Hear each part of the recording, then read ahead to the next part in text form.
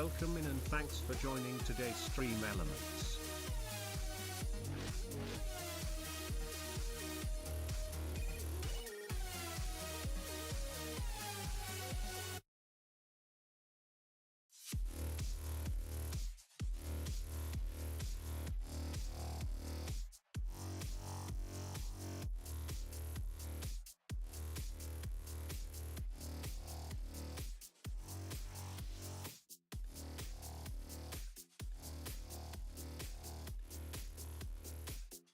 Welcome in and thanks for joining today, Fregberg.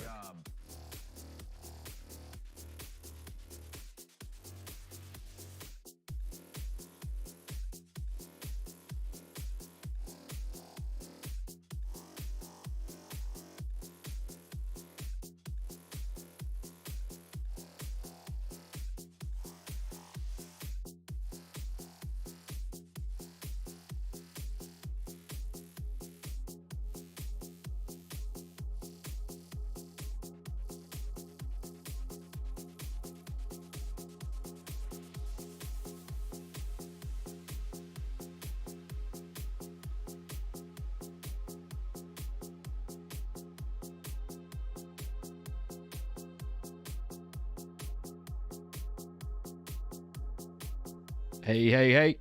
Happy Friday. Frackberg, good to see you. Fine night. Good to see you coming in hot with the 35 months resub and the double brows. The alternating brows. Love to see it. Thank you, buddy. Appreciate that support. We'll get started shortly here.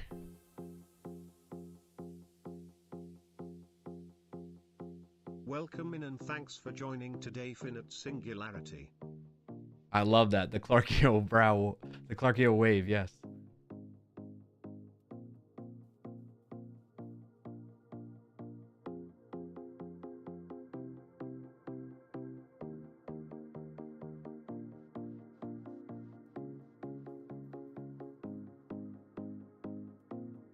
Welcome in and thanks for joining today, SMC_May_I.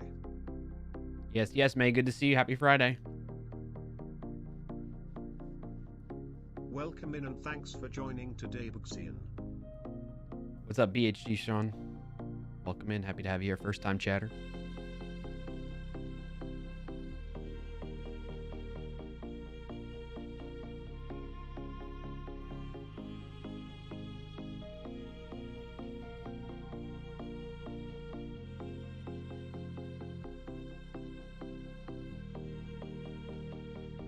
Welcome in and thanks for joining today, Sean the Goat.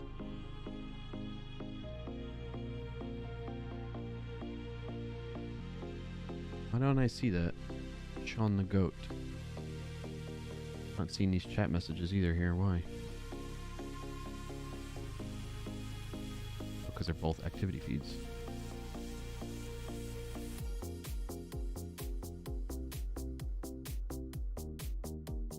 Sean the Goat, are you on YouTube? I'm not seeing YouTube chat right now for some reason.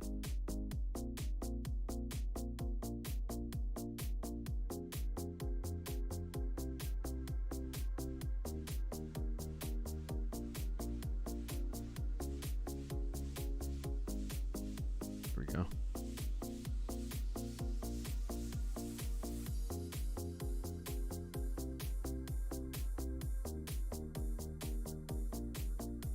I'm on YouTube and Twitch. Okay, thank you. Appreciate the double view. You can just call me Sean. Yeah. Well, there's a couple Seans that join us, so I'm gonna have to differentiate a little bit. All right. Give me just another minute or so, folks, and then we'll kick off the intro and stuff.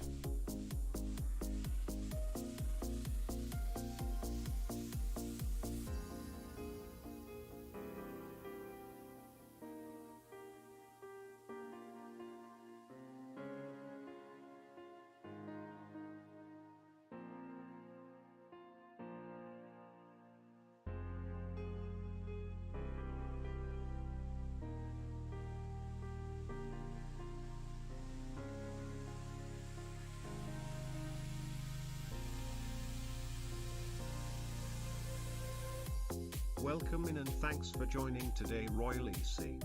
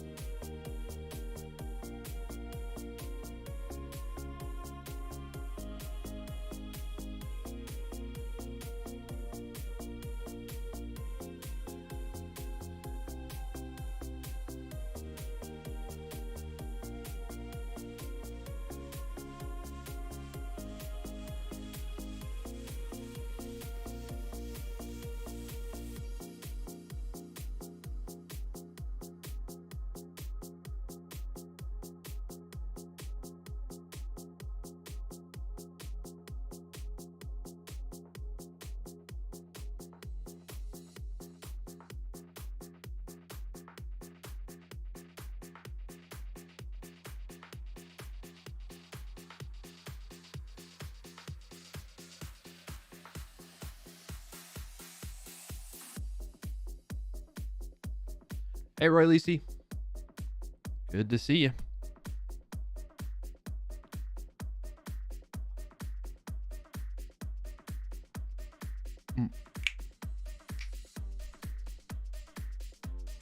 All right. I think we are ready. Yes. Nice to see you alive and well, too.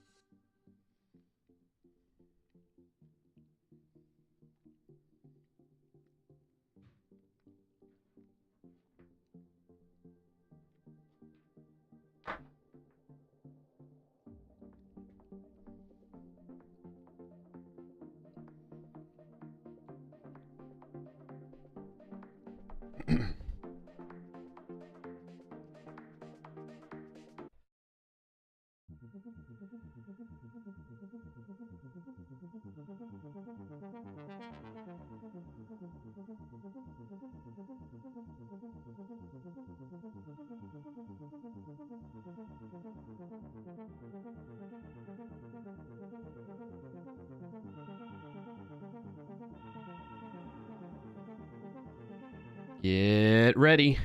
Get your emotes ready. It's almost dance time.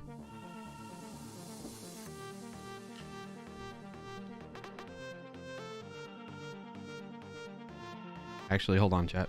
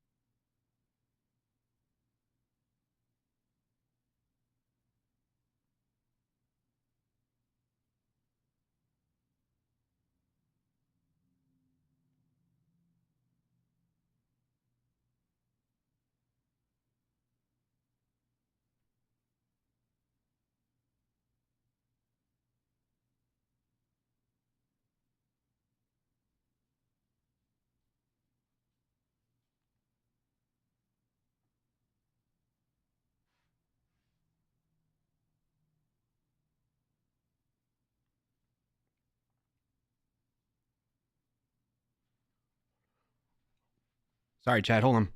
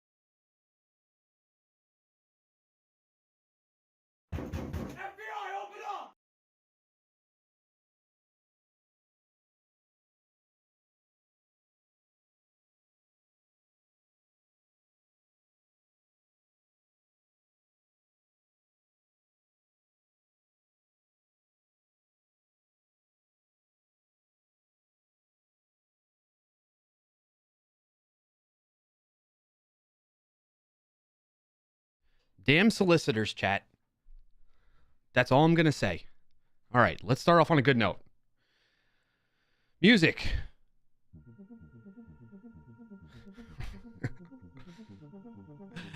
Oh, and you did FBI. Perfect. Did you overhear my conversation with my wife, I guess? Frackberg? May, thank you for the 15 stream streak. Are you kidding me? 15? Wow. Holy shnikes, Batman. That's crazy. I appreciate that's amazing. Thank you.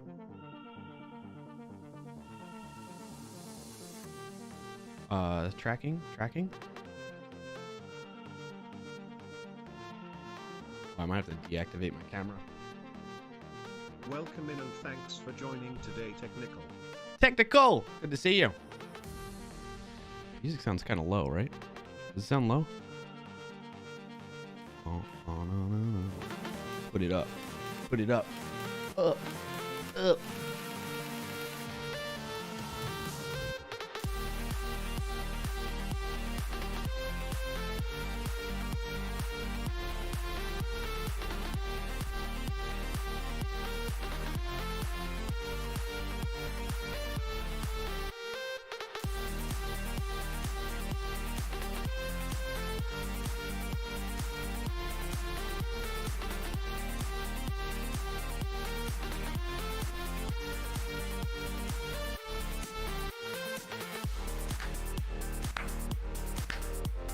I forgot to put the preview over there. Hold on.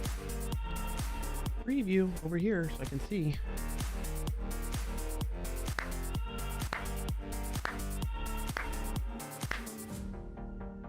Awkward stairs.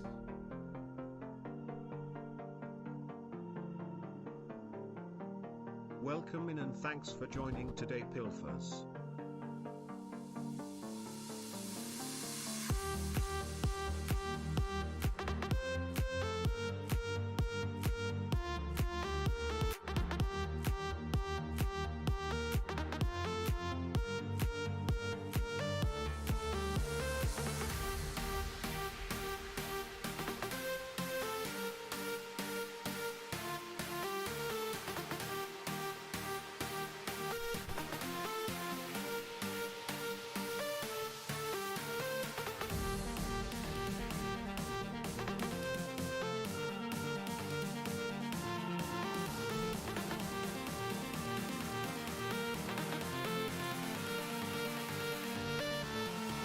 That wigged out right there.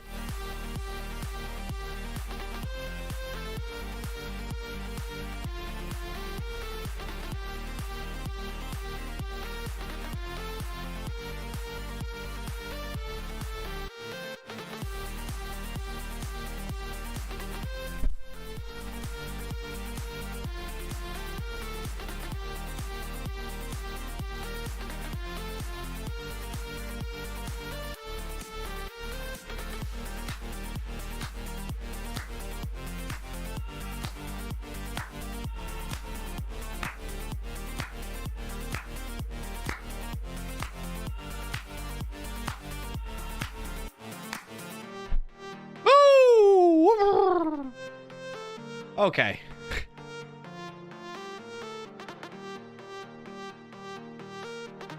Okay. Okay. Thanks for joining today, Clarkio. We're about to have an ad in 30 seconds, so heads up on that, chat.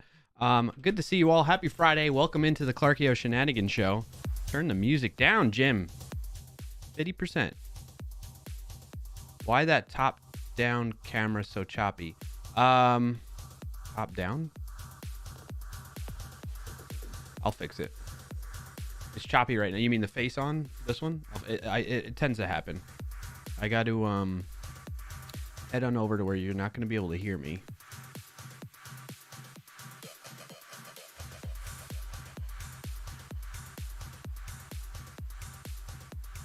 Where is it? I mean, while we're in an ad, we might as well do this, right? Oh, wait, the ad got delayed. Thank you.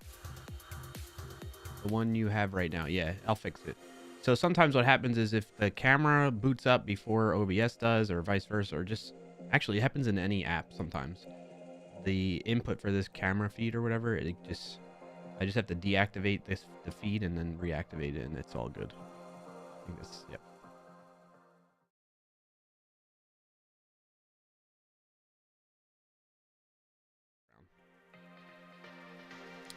That is my workaround. Good to see you all. Technical, welcome in. Roy Lisi, May. And it's about to start in 5,000 milliseconds on Twitch. There's an ad running for 90. I thought the ad got delayed. We're gonna give it a minute then. Wait for it. Good to see you all. Welcome in. Happy to have you here. It's Clarkio Shenanigans Show right here on twitch.tv/ClarkIO or youtube.com/ClarkIO. And I'm your host, Clarkio. And thanks for joining today, Clarkio. I am your host, Clarkio. Actually, oh, I don't have the audio? No, where'd it go? It used to play. It used to be right in the scene. Oh, anyway, that fine fella Triple B recorded an intro for me that I sometimes play. Anywho, good to see you all. I'm using a new chat app today called by Caster Labs that Nutty recommends. And I'm gonna shut the cameras down. We're not working on this today. And it's not showing me YouTube chat.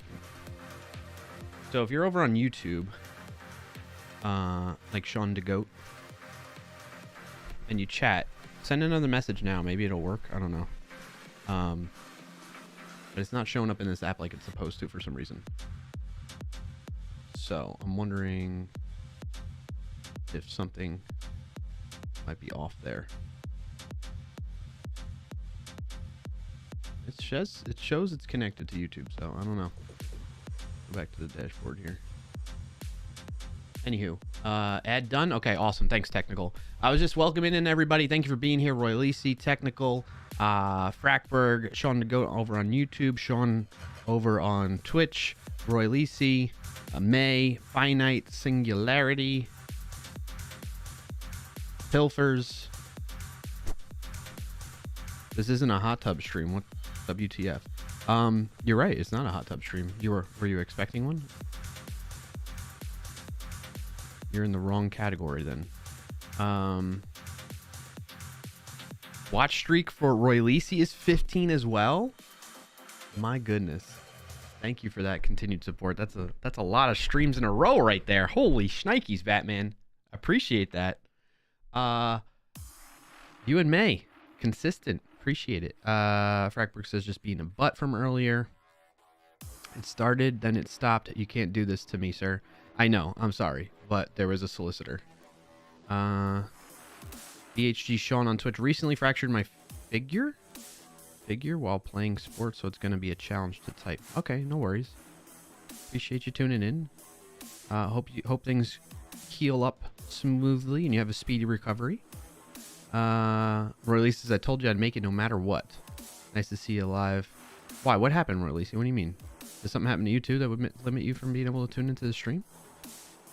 Frackberg's face is cold and now is like sandpaper. For folks that don't know, Frackberg, I think I saw it briefly when I skimmed over some of the chat, and as I was doing that, I saw a win of the week from Frackberg, but he did a charity stream, and as part of the reward for reaching their goal, he had to shave his beard off, which was very, very satisfying. Probably not so much for him, but yeah. But good to see you all. Finite from earlier too. Appreciate that. All you joining in right at the beginning of the stream like that is fantastic. Appreciate that support. So if you're new or you just need a reminder how we go about the stream, what's the agenda for today? What's the flow like? We start off just chatting like this with less intense music, Jim. This is not intense right now. We're not like even coding. Thank you. My goodness, man. You're lucky. You're lucky I don't pay you. So we start off just chatting like this, a little bit more relaxed than what we started off with in that regard. I mean, a little intense too. Today, Bioco. What's up, Biocow? Good to see you. Welcome in. Happy to have you here. Get your wins of the week queued up, by the way, folks. If you're just tuning in, you know what that is. If you don't know what that is, there's a command in chat, !WOTW. And the Stream Elements bot will tell you more. But actually, I think the Clarkio bot, I don't know. One of the bots will get back to you ASAP. So we start off just chatting like this. We talk about wins of the week. If you don't know what that is, I just shared how you can find out more about that. But we start off on a positive note in that regard. Then we get into Wordle and welcome in and thanks for joining today, Code with CN. Word up to you too, Code with CN. Wordle and Connections, the game I loathe, but I still play for some reason. And then we get into the technical portion of the stream. Now, here's the juicy part. Something I've been working on like all week, doing research and as the title gives it away. And many of you have asked about this before. Maybe not many of you, but I know a handful of you have asked about this before. Like, you know that I work at Sneak, which is a developer security platform and company, and I do a lot of security, application security related stuff through my work there. But I don't always necessarily talk about it on this stream because we're working on different projects and that type of thing. But I'm bringing that to the stream today, which shout out to Sneak, my employer that helps make this possible, that I'm here to stream every Friday. So what I'm doing today is I'm going to share with you the research I've been doing, and I'm still doing web dev stuff today because I've been creating this demo and actually just got it working last night, which is great. But I want to kind of basically do a run through of what you're getting a sneak peek, but no pun intended really, but it's there. You're getting a sneak peek as to the preparation and work that I'm doing for this upcoming video that's going to cover this vulnerability. Okay. So what I'm going to hope to get from you all, if anything, you just being here lurking, totally cool. But like, if you want to go a little bit above and beyond that, I'm going to be looking for feedback about the flow of things. Like, if the way I explain it and go talk through it, if it makes sense to you, if it's easy to, especially if you don't know a lot about application security, I want you to ask questions in the chat because it's going to help me morph this video into an even more valuable piece of content for people to watch and want to tune into. Okay. So that's the plan for today. Now, in terms of logistics, if that's the correct word to use here, we have until 3:30 p.m. Eastern time. So it's almost 1 p.m. It's about 5 till 1 p.m. Eastern time right now. So that leaves us 2.5 hours. So we need to do like an accelerated beginning part so that we can get as much time as possible to go through that stuff to cover it in time, because I got to go for family matters at 3:30. Okay. Biocast is very cool. Jeebus, this is right up my stream. Security and documentation are my jam. Awesome. Then I'm glad you're here. I'm always glad you're here, but even more so today because of that being right up your alley. You did not know that and you love security. Oh, sweet, BioCow. That's awesome to hear. Well, good. I need somebody that's in security to give me some input too on this. Because let me put it this way. I think some people have told me that, yeah, I like they consider me a security expert. I don't consider myself a security expert. I don't consider myself a developer expert, and I've been doing development for over a decade. But especially when it comes to security, I consider myself a developer with enthusiasm around security and privacy. I think that comes through a lot with our conversations that we have at the beginning of the streams like this, or throughout when I'm working on stuff. And I try to share tips and tricks and little tidbits of my knowledge around that as we're working on different things on the stream. So yeah, so I consider myself an enthusiast. I don't know everything about application security or just security in general. I don't necessarily always follow the best practices either, even when I know them or don't know them, or I'm just like ignorant to them. So there's that stuff. I'm going to put that caveat at the top of this for folks, in case, maybe you ask a question that I don't know the answer to. Okay. For joining today, Rugmat. What's up, Rugmat? You missed the intro dance and me just kind of outlining what we're doing today. Logistics wise, again, I'm going to remind everybody, I need to be done. I need you all to help me make sure, if you're going to be here for the next 2.5 hours, to tell me, hey, Clarkio, you got to stop. You got 5 minutes until the point you're going to stop. You got to end stream. Okay. Actually 5 minutes before. So let's say 3:25. That's when I got to cut off, start looking to raid somebody and end the stream. Okay. So I need your help to keep me on time, because we got some family stuff going on that I need to get to. And me getting off stream at 3:30 is going to be like cutting it close as it is. So anywho, 3:25, what time zone? Eastern, please. Yes, Eastern. Thank you, Rugman. Relative time, please. Yes, I got you.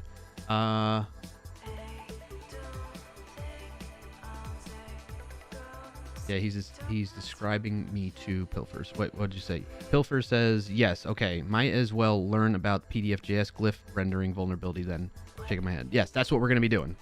If you already know about it, Pilfers, it sounds like you do based on you describing that. Then.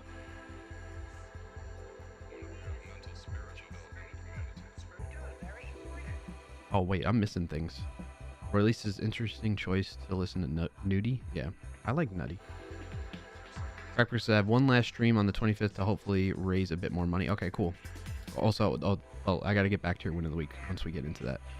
Catching up on chat a little bit more. Release says, nah, I'm just messing with the name. All good.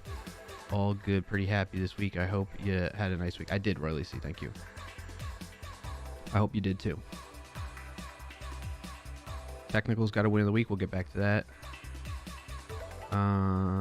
Coach Sean's got a win of the week. We'll get back to that. Pilfer says, are you me? LOL. Okay.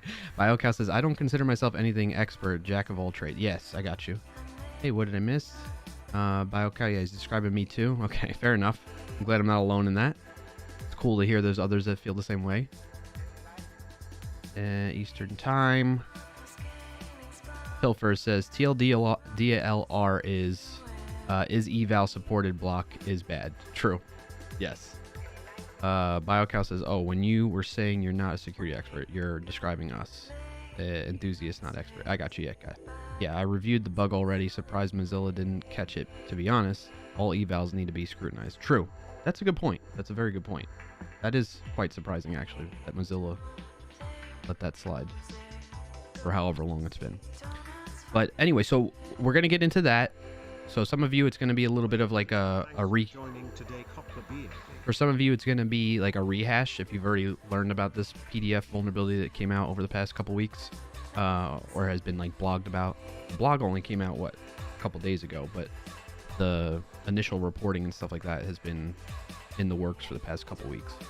So if you already know that stuff, we're going to do a little quick rehash of that, which I want your input on that too, because I'm going to be describing it in a way that I plan to describe it in the video recording that I end up doing.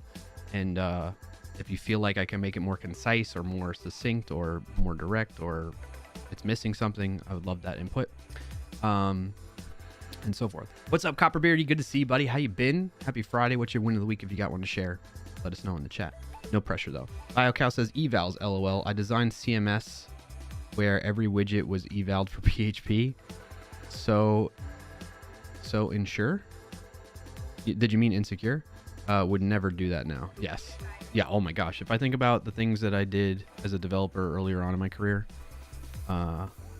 before I had this level of, yeah, I got you, insecure, level of knowledge, oh my gosh.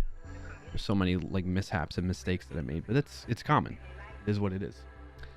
In any case, so wins of the week, let's do those, get going, because we're on a limited schedule today, limited time frame. We don't get the full length of the stream as we usually do, but we'll get through it all. Pilfer says the only time I use eval now is if I'm writing a shell. I don't think I ever, but that's a good point. I could see that potentially being a fair use case, or a fairly relatively understandable, reasonable use case. All right, let's catch up on the wins of the week. Let's see if this chat app will do me good here. So far, I'm like about it right now. I wish there was a way I could search in it, honestly. So the FERC one. I combined first with Frackberg. The FERC. What the FERC? Welcome in and thanks for joining today. What the FERCberg? What the FERC? Welcome in and thanks for joining today, Clarkio. Hey, thanks for joining, Clarkio. I'm glad you're here since you're hosting the show. Rugman, thank you for doing that. Sounds right, FERC. JT, what's up, buddy? Good to see you. Happy Friday. What's your win of the week? If you got one to share, let us know in the chat. We're doing that right now. I went too far back in the chat, I guess, that I missed. All right, there's Frackberg's win of the week. My community raised $500 for St. Jude on my impromptu step-in last Friday, then raised another $250 for a teammate that had some technical difficulties on Sunday. Loss of the week, my beard. Yes, so one, Frackberg, thank you for sharing all that. Congrats. It's a great win of the week to hear. Happy for you to do that. And, for a good cause, St. Jude, great win for them too. Some more funding for their cause, right? And sorry about your beard, man. And for folks that don't know, Frackberg has been streaming himself doing Zwift. If you're not familiar with that, it's like a cycling thing. There's quite a community around that. I've learned through this, and it's been awesome to kind of follow along and see all that come to be for Frackberg. So big win. All right, jumping into the next one, and as I was mentioning earlier, so part of what Frackberg said there is he was riding his bike. People were donating to the cause, and if they reached $500, then he had to shave his beard off. And that just happened, yesterday? It was like super early in the morning too. Not super early, but like super early for me to tune into a stream. But I saw the title of your stream and I was like, I gotta at least click on this one like really quickly and then get back to what I was doing. Who else had a win a week? Catching up. Code with Sean's win of the week. After months of unemployment, I started a new project this week through my new consulting company. That's awesome to hear, man. You have a couple of clients, right? I think you were saying. So it's great to see that still progressing in a positive direction for you. Thank you for sharing. Round of applause for Code with Sean in the chat. All right, on to the next one. What else we got here? Keeping on. Copper Beardy's win of the week. Drop a size in clothing from 2XL to XL. Oh, man, that's awesome. Thank you for sharing, Copper Beardy. Very happy for you. Glad to hear you taking care of your health like that and working on that. Keep it going. Got good momentum going. JT's win of the week. Made a successful trip around the sun on Sunday. Congrats on that. I'm glad you did make another successful trip around the sun. Thank you for sharing.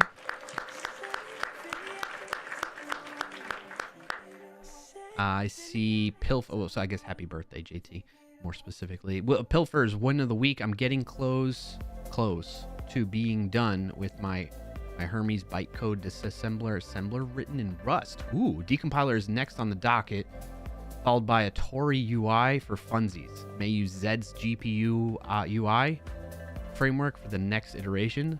That sounds pretty slick, Pilfers. Congrats on that, and thank you for sharing.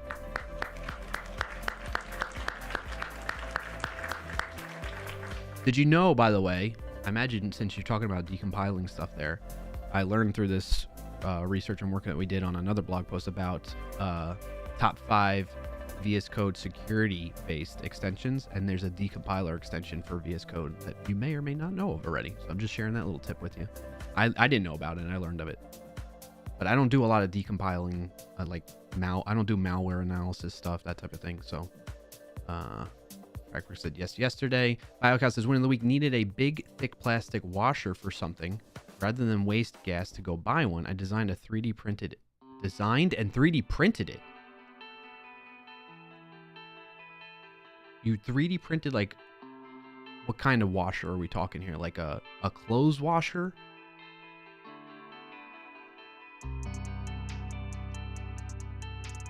In any case, continuing on here, is the Biocal goes on to say, watch the whole print, about 10 minutes.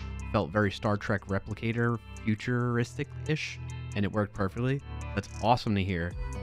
No, a flat washer. Oh, a washer, like, okay, I got you. Like, yes, for a screw in a bolt. I got you. Okay, I'm thinking...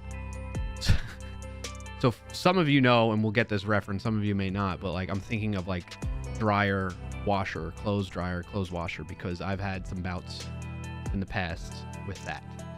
And if you know, you know. But that's awesome to hear. Congrats on that, Biocal. That's fun stuff. 3D printing can be quite resourceful, right? Can be quite resourceful.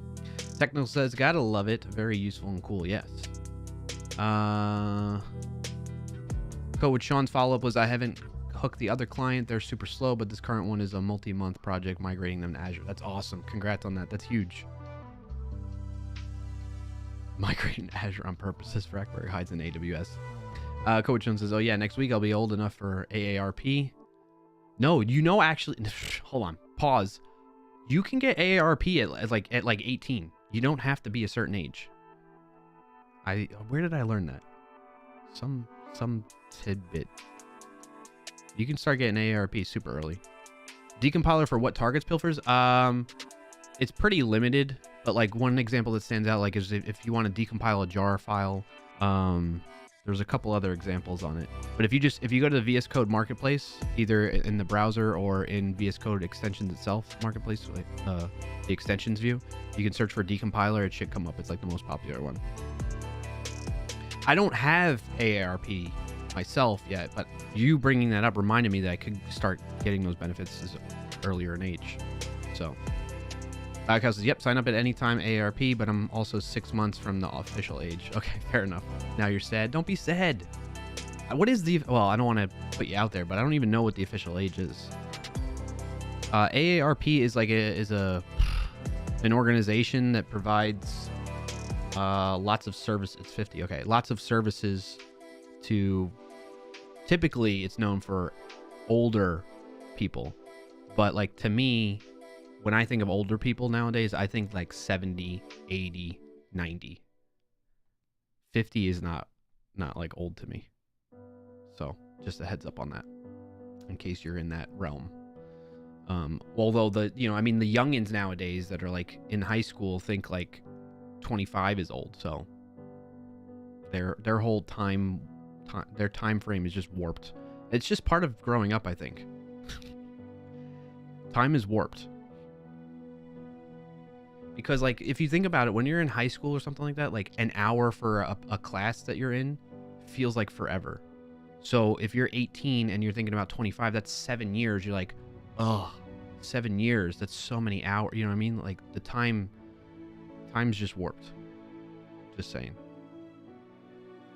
25 was old. Now I'm ancient since Frackberg. Okay, get out of here with that. Come on.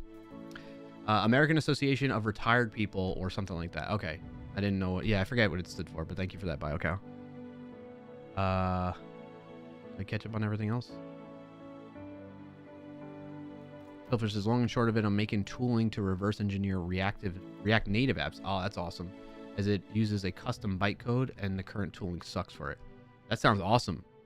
Love to hear that type of thing. Fill in a gap in tooling needs.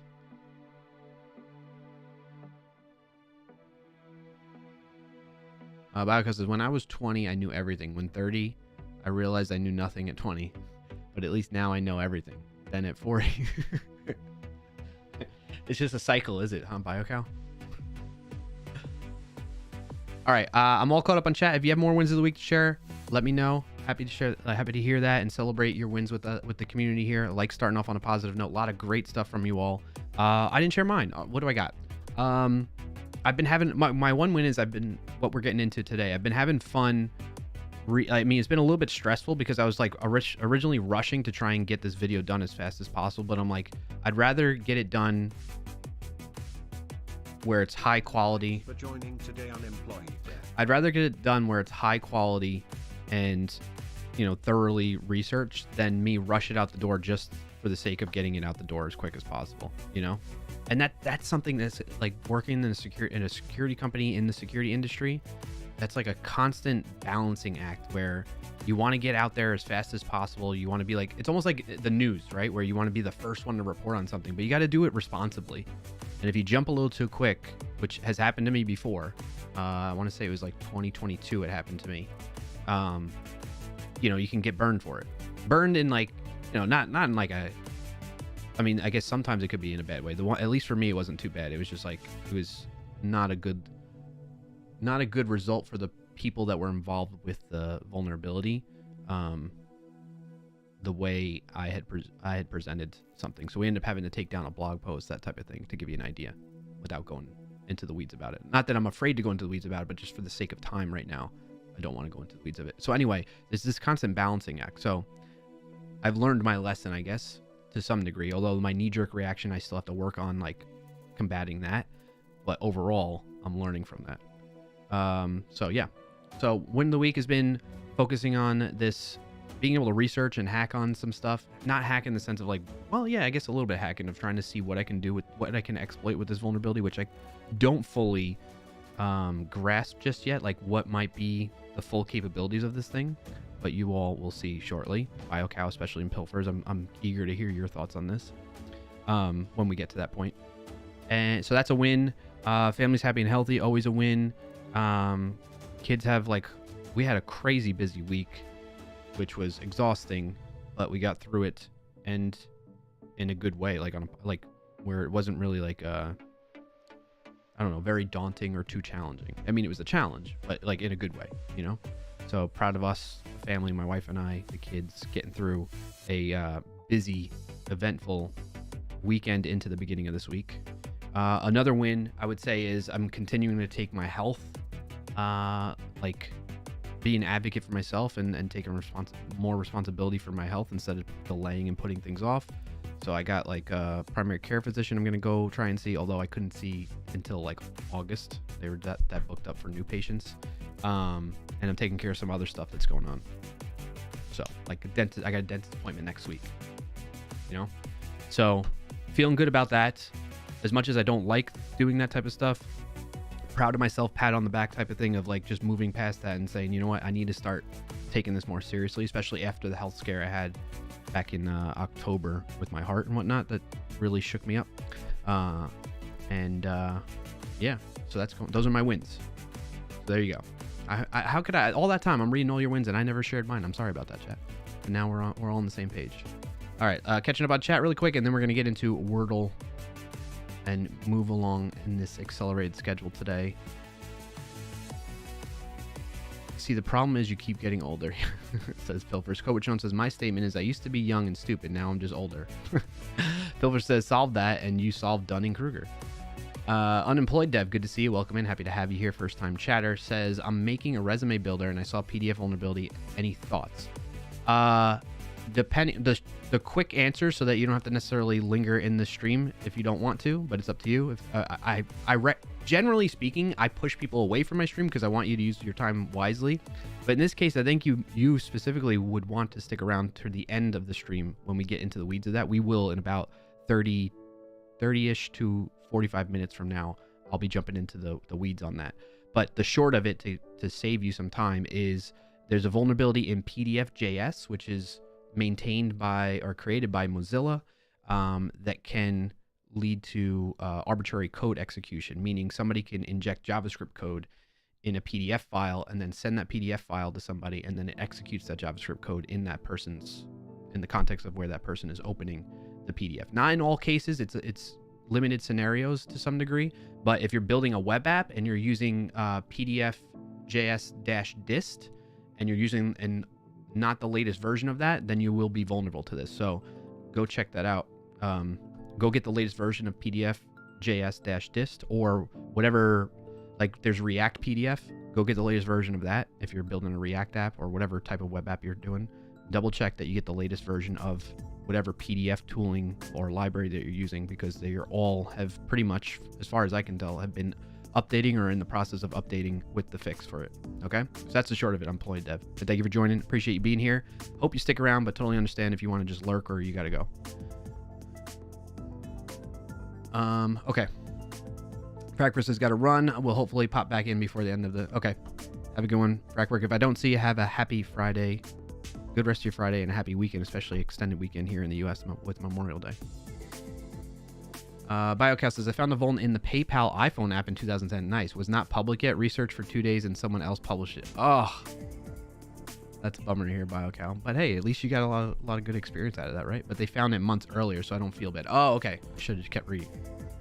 Good self-health is number one. Absolutely. Rugman says, does this apply to the PDF.js built into Firefox? Yes. Update to Firefox version 126 if you're a Firefox user. If you're on anything earlier than that, then you're susceptible to this when you open up any PDF files within Firefox. All right, cool. All right, let's do Wordle now. And thank you for the questions about the vulnerability stuff. This is good stuff. And I already it makes it's validating to me that I already have the answers to give you, to just throw it out there. All right, is this the, yes, this is the right one. Let's share screen here. We got Wordle today. So heads up, May, because I know in particular that you like to do the stretch and words on stream. We, depending on how things go, we may not get into that today. So I'm just giving you a heads up. I know how much you look forward to that. So just a heads up. Oh, speaking of May says, what version on Firefox? Upgrade to version 126. 126 of Firefox, and you will be good to go. It'll have the latest version of PDF.js built by Mozilla. All right. So chat, if you're not familiar with this, if you're new here, when I play Wordle, I'm playing against you essentially. You want me to lose, okay? The way it works is if I guess the word in 3 or less guesses, I get a point. It takes me more than that, you get a point, and if I fail completely, it gives you 3 points, okay? And then at the end of the year, we're gonna do like a celebration thing or whatever, like give you all a reward as a result of winning, or whoever wins. An ad is about to start. Okay. 5,000 milliseconds on Twitch. Rugmat, you're good There's then. an ad running for 90. Unemployed dev says just use Firefox Developer Edition. That's true too. You could do that, and then you get what, daily updates, right? Or more frequent updates. May says it's okay if you skip words on stream and stretch. Okay. I just like that. I just like blue. That's nothing. Yeah, I got you. Yeah, I figured. All right, so I'm gonna guess what farts. Oh man, that's not a good start. Let's do hound. No way. I got 1 letter? Chat, looks like you're going to get a point. Speaking of which, let's double check the current scoring we got here. And it looks like you all are you're up 2 points, I think, if I recall correctly. Yes, you're up 12-10 right now, chat. Right here. Oh, I got to update the shortcut button for this, actually. Hold on. I can make you swear for me. Right here. You want to be. So it looks like you're going to go up by 3 unless I get a crazy lucky. Oh, no, I don't want to remove it. I get crazy lucky here. What is this song? Jim. Jim. No. All right. Is it? What could it be? Maybe it starts with D. Dilate. Divulge.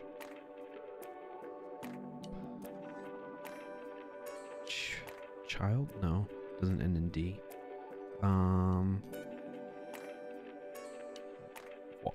Wildy? It's definitely not it. They say the editor of the New York Times editor of Wordle says it's never really a ending in Y word, like party or runny, I don't know, or anything that's plural like farts. So farts will never be the word. So I guess this thing usually in like, I have to like guess it in 2 guesses essentially. And this, because the first one is not very, I mean, it is helpful, but it's not the most efficient way to start this game.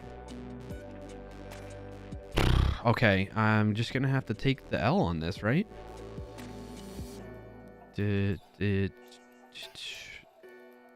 Idol? Idol? Idol?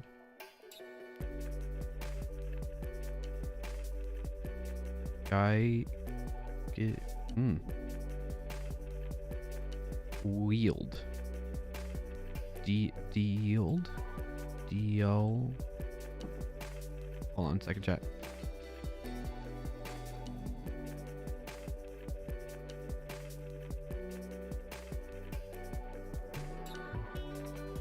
All right, I got lunch. We might do words on stream. All right. Is it Dolce and Gabbana? Dolce.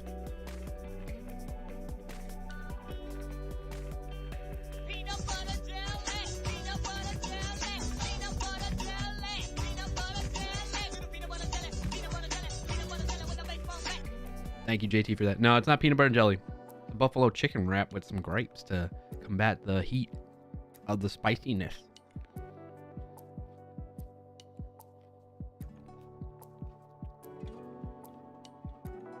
Maybe it's like XXIDE. Guide. Oh, no, it's not guide. There's no U. Chide. Chide. There's no H. Glide.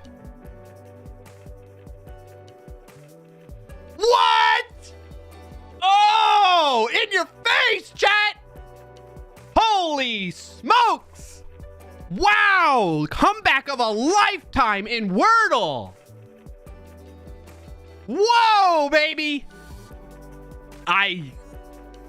What? Holy shnikes, Batman. In your face, Chad. Just when I should never doubt myself. Never doubt yourself. There it is right there, chat. Boom, 11. I'm only down by a point now again. Excelente. What's today? The 24th? Yes? No? Maybe so? Yep. Oh, booyah. My goodness. All right, so listen, if you want to join the community, join the Discord, do exclamation point Discord in the chat to get the invite link if you'd like. This is how it goes. You put in double pipe in here. You can share your results, see how you do. Hey, Rugmat. I had a harder path to 3, but we're tied, buddy. We're tied there with that one. Good job today, getting it in 3 out of 6. So you can see, we hide it because people know, like, for instance, I start with the word farts, and then you're like, you can see what letters are in the word then that way. So that's why we hide it with this little pipe symbol like that, the double pipes. And there you go. Damn. Yes. Here's your lunch. And the answer is Glide, Mrs. Clark. She doesn't play this game, but I could see that being what you would think. I could see that being what you would think. All right, now it's time for connections, chat. Connections together. Actually, hold on real quick. Oh yeah, that felt good. That's a win right there. Welcome in and thanks. Huge win. Today's wordly answer is. Thank you, today's wordly answer. I can't believe I got that so quickly. All right, we're gonna play this together now, chat, while I'm eating my lunch here. The way this works out is you gotta find 4 words, not 5 words, that have some type of connection between them. Okay. So here's a quick little example. Like, this is the category of these. These are all fish, right? Or maybe right here, like fire ant, fire drill, fire island, and fire opal. And it goes from yellow being the easiest all the way down to purple being the hardest from here. Okay. All right. What words do we see here? If you haven't played it already, play along with us. If you played today, then yeah, thank you for holding back from answering these. Sewer, drain, pipe. These are all like plumbing stuff. And duct? No. Maybe duct. I'm gonna submit it.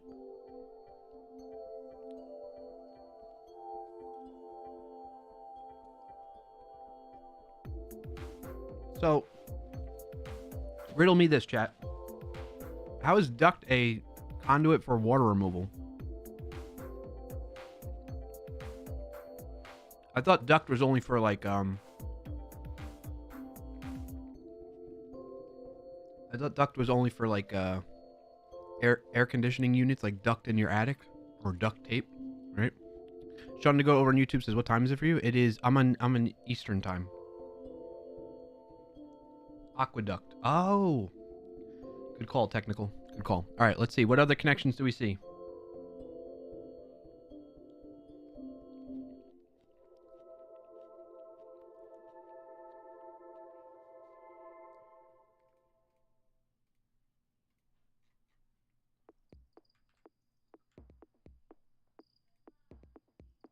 Rugman says, I had the same confusion at first when I did it this morning. Okay. Well, I'm glad I'm not alone. Climate. Yeah, I got you. I knew what you meant. Knuckles is a video game. It's like Sonic and Knuckles. That's what I think of right there right away. Corn tortilla. Just because I have a tortilla here. Egg. Egg bagel. Schmaltz. Is that a liquor? S.A. Sap. That's from a tree. That's... We got the C. Smile. Huh. Chump. Corn, climate, loose cheese. egg, cheese, corn. We're like making a burrito, breakfast burrito or something. What are we making here? And sap? That sounds disgusting. Climate, loose, chump, all changes. Climate change, loose change, chump change.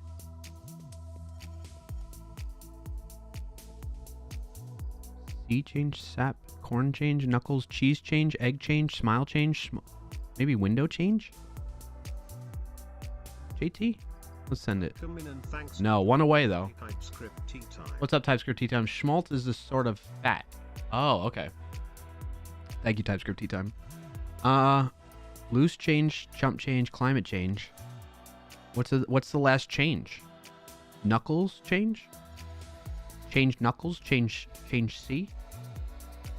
At least in German. I got you, yeah. Change corn? Corn change? Smile change. Egg change. It's not window. Sap change? What is sap? Maybe it's not change at all.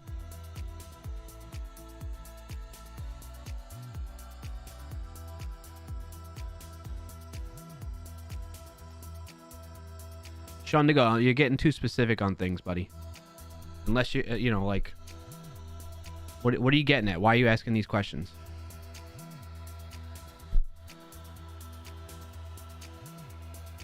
Smile, egg. We're gonna go with C. There we go. Hey, that was the purple one too. Could be window, as in change window, where you get change. That's what I thought too. I went with window change, but it's sea change. Like I guess maybe when you're sailing, or you know, you're on a ship on the seas and you change seas. I don't know. All right, so we got. What's funny is like that's the hardest and that's the easiest, and these other ones that are like stumping me right now.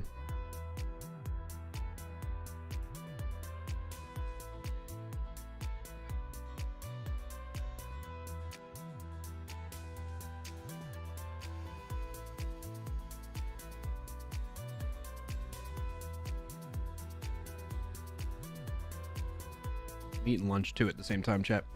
So bear with me here. Cheese, egg, knuckles, corn sandwiches. Oh, a knuckle sandwich. Yes. Corn sandwich? Cheese sandwich. Egg sandwich.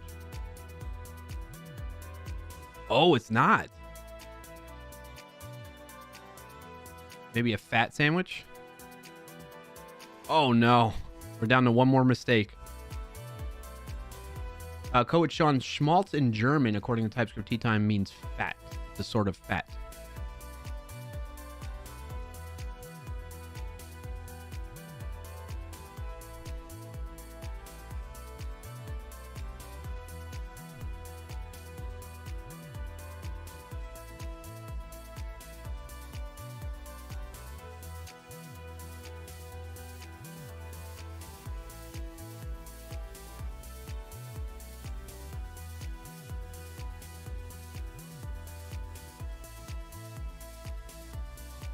I guess that's not a sandwich.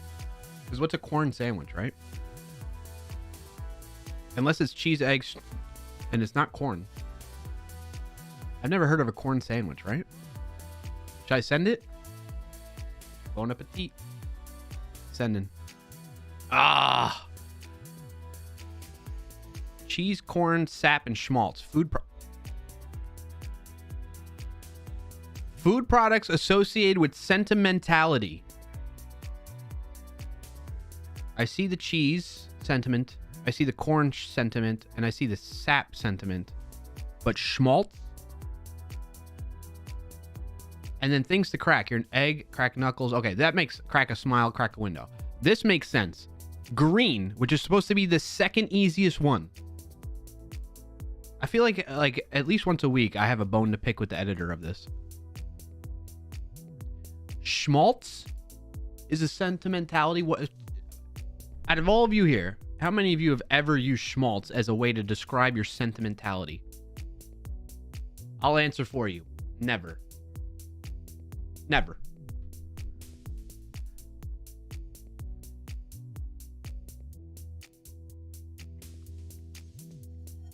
All right, we're done stream.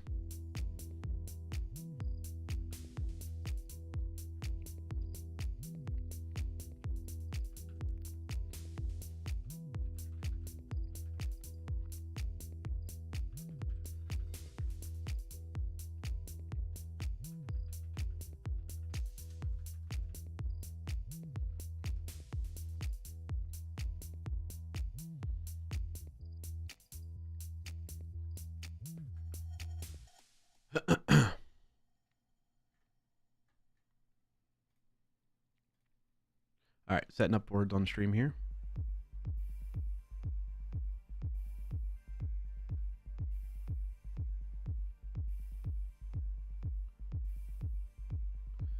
Here's the mirror link.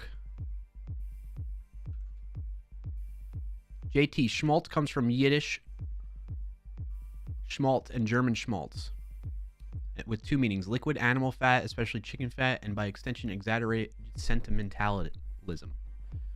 The adjective schmaltzy, however, means only exaggeratedly sentimental. No, get out of here. Don't care. Nobody does that. Well, I don't want to say nobody, but like a very small part of the population. All right, Kobe John, sounds good, buddy.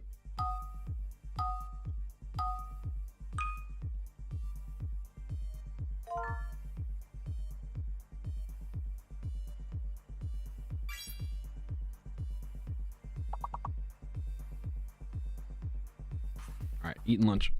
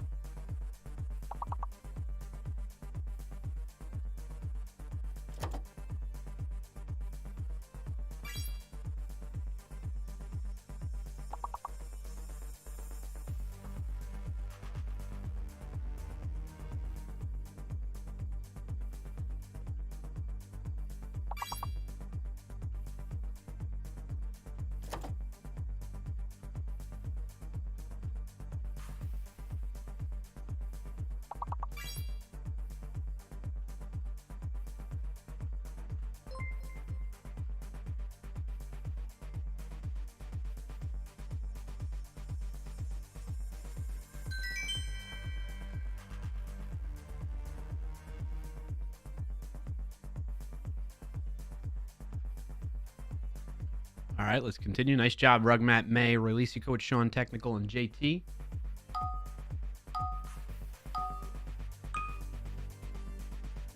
Let's keep it going. Round, or level 3, that is.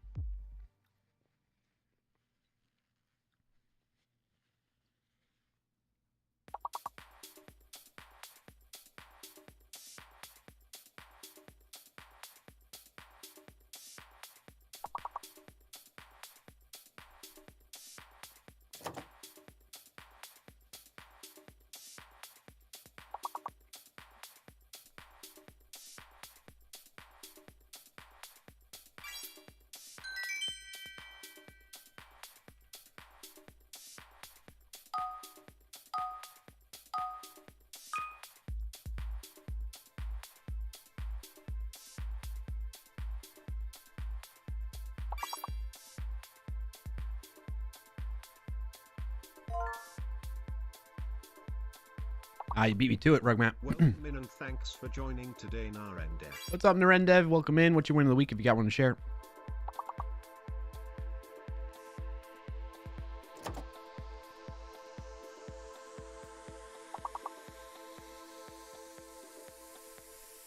Oh, so S is fake, right? Yep.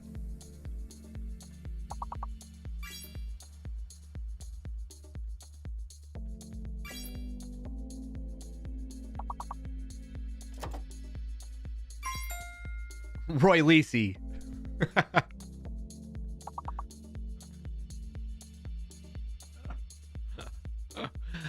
Oh, you okay. You know, it's all good. It's all good.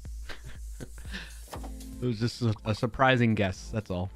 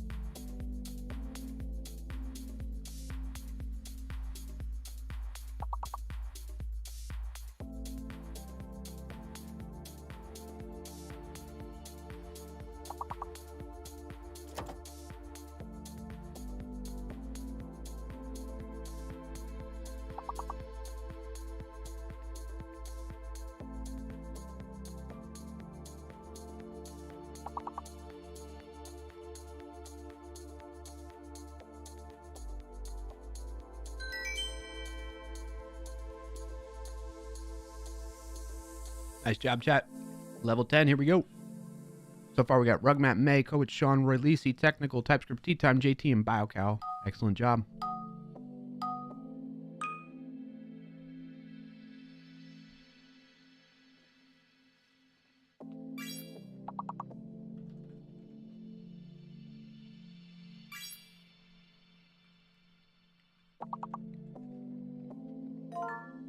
Goodwill. All right, B is fake.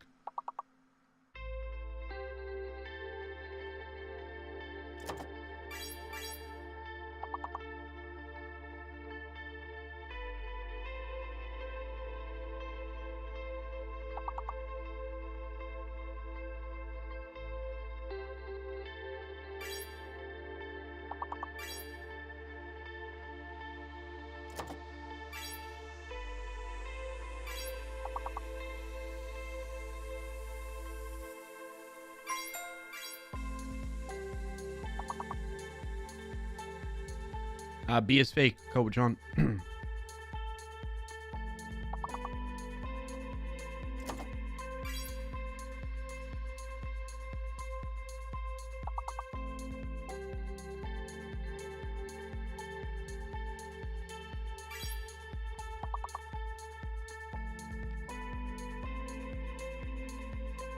Is Dowell, you spell it D-O like that?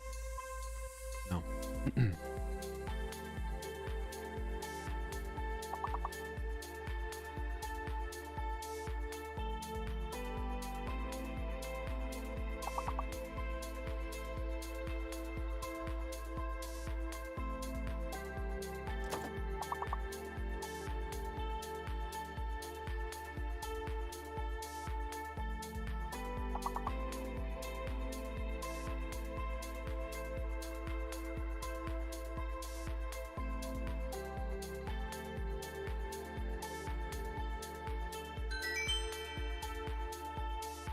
Pretty good, pretty good.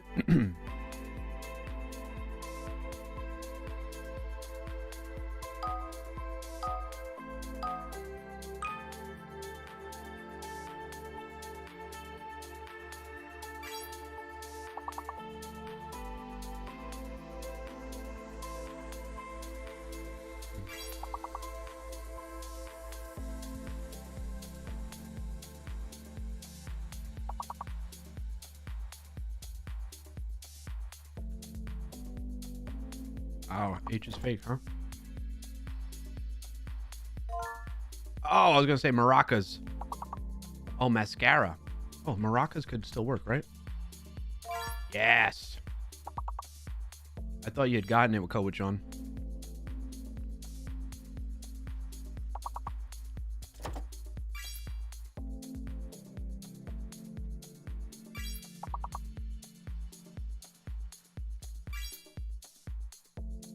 What are those other 5, 6 letter words?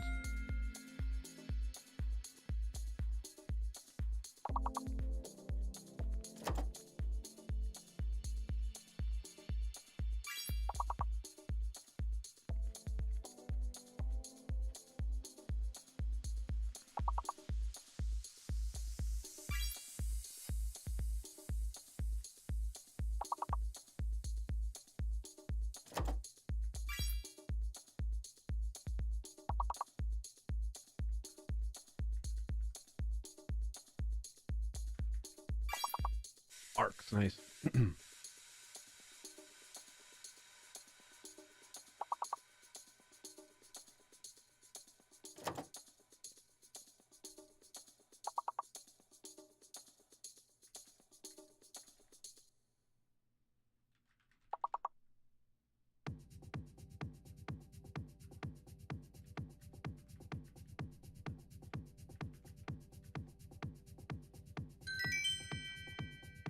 It was a pretty good round. Pretty good round.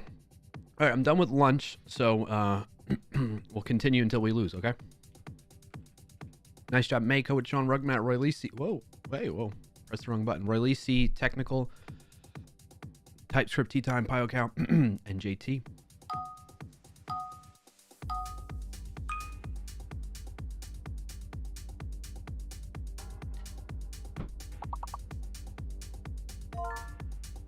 Wow, code with Sean. Coming in clutch.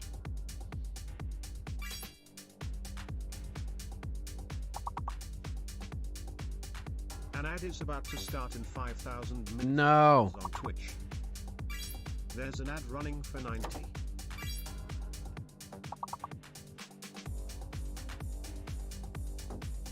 Where am I typing? Oh.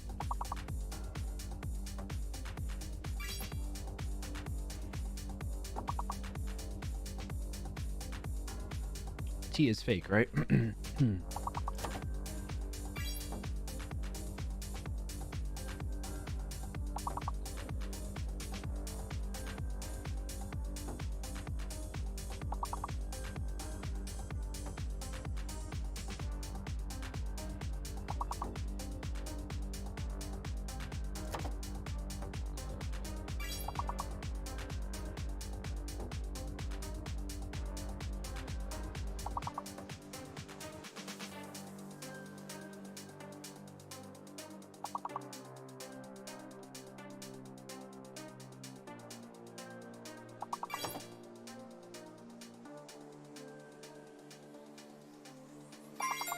Nice, chat. Cause and chew.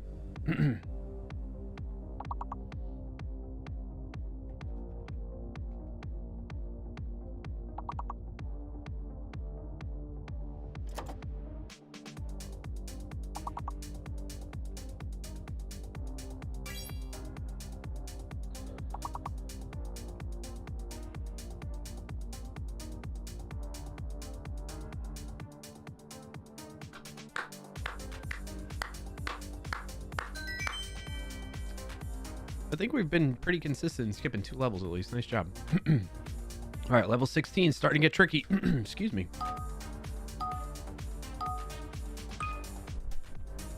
Boom, boom, boom. Hoist. Boy. Oily.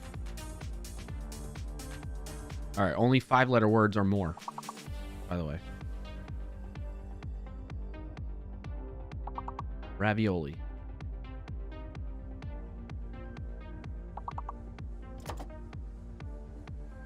Table.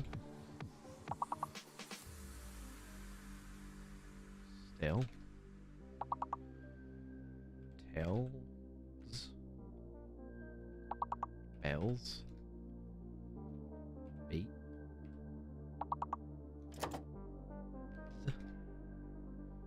Boats. Loathe. This is hard. Violin. Oh, voila. All right, be it. Bloat. Bloat.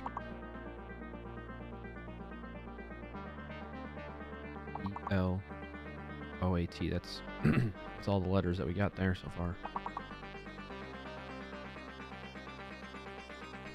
Volts. Oh no. About.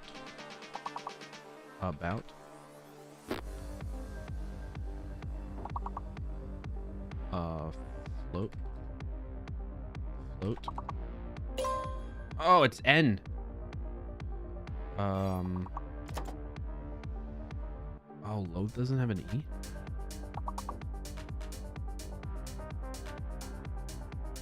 I'm at a loss for words. Oh, shucks. Good try, chat. Good try. Level 16 is pretty good. Pretty good. No warm up or nothing, you know. Proud of you all. Well done. Let's take stock. Who helped us get here? GG. Good game. Good game. And thanks for joining today 3 on SH. What's up? What's up, 3 on? We got May, Code with Sean, Rugmat, Clarky, that's me, Roy Lisi, Technical, TypeScript, T-Time, Biocount, JT. Excellent job getting us level 16. Unfortunately, that one was a tough one. Couldn't quite get past it. But it's okay. We don't have a lot of time to keep playing anyway. So now, we're switching gears. We're getting out of lunchtime. No more lunch break. Time for business. Music is intense. Because we're going to be discussing a vulnerability. What is a PDF? All right. So this is the plan of attack for this video that I'm doing. Biathlon was the full word. How'd you find that out, Rugmat? Oh, did you just put in the letters? You put in a solver. You got 90 minutes. I think that's plenty of time. Thanks, BioCow. Heads up on that too. Secrets. Wait a minute, Rugmat. Wait a minute. I want to know. Shoot me a message on Discord.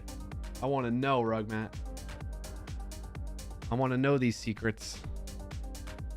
All right, so the way I'm thinking about, well, one, I'm going to start the video off with showing the exploit or the vulnerability being exploited. Okay. I want to know also, says Mate. Yeah. Wordfind.org. Okay, cool. Appreciate that resource. Does it work with words on stream? Is that what it is? I'll check it out later. I gotta stay focused. Stay focused, Clarkio. Stay focused. All right. So, to catch people's attention at the beginning of the video, I'm going to show the exploit, and it got a little bit of a skit. So I'm going to throw that out there with you all, where it's going to be me and then hacker me, or me and a colleague. And it's going to be a little bit harder to do it with a colleague to get a recording of this. So that's why I'm thinking it's me and then me with my hacker hoodie up or something like that. And the idea is the hacker's going to DM this random person, me, and say, hey, this is urgent, kind of like you get a text message or you get an email that says this is urgent. You got to review this document and sign off on this before we can go any further. You know what I mean? Maybe somebody's actively doing reconnaissance on somebody else, knows that they're in the process of, I don't know, doing something with having to need a document or whatever it may be. This is the scenario, right?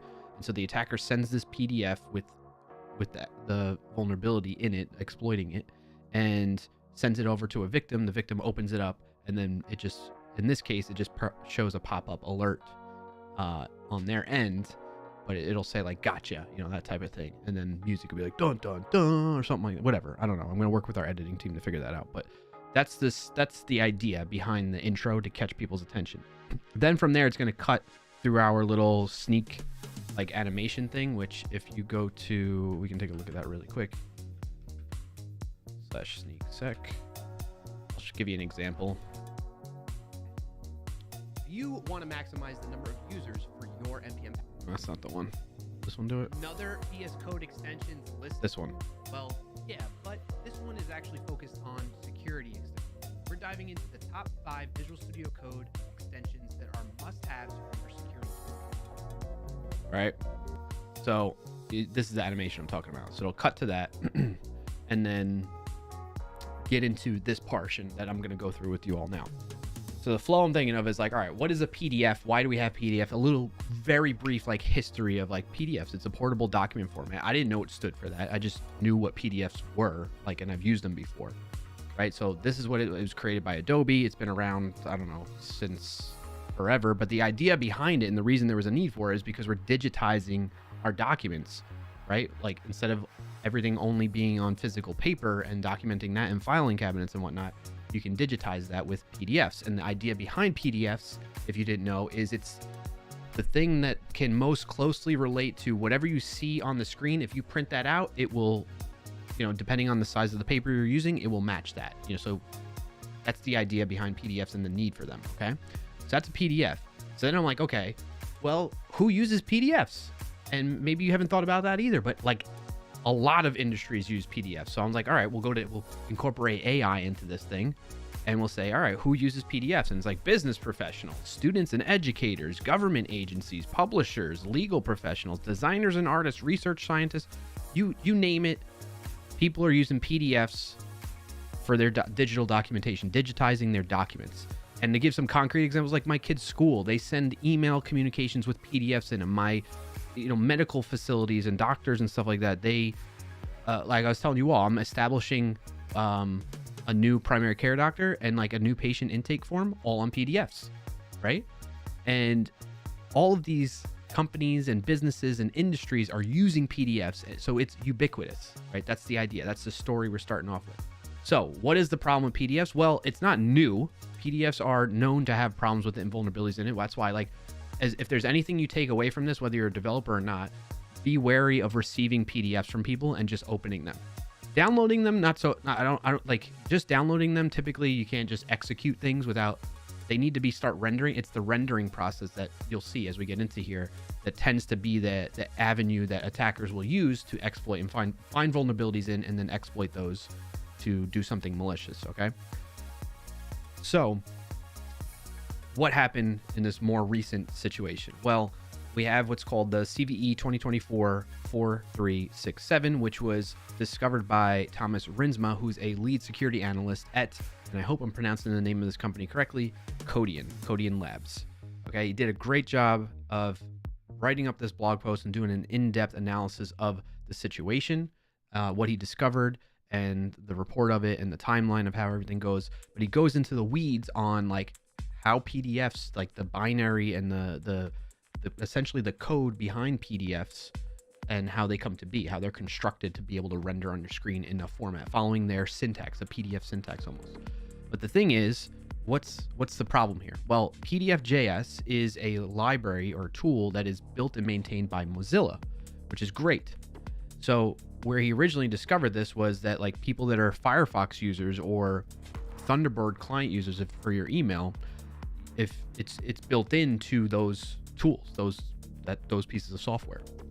So with this vulnerability, if you're using those tools under a specific version, like I mentioned earlier for folks that were asking, if you're using it under version 126 for Firefox and then something else for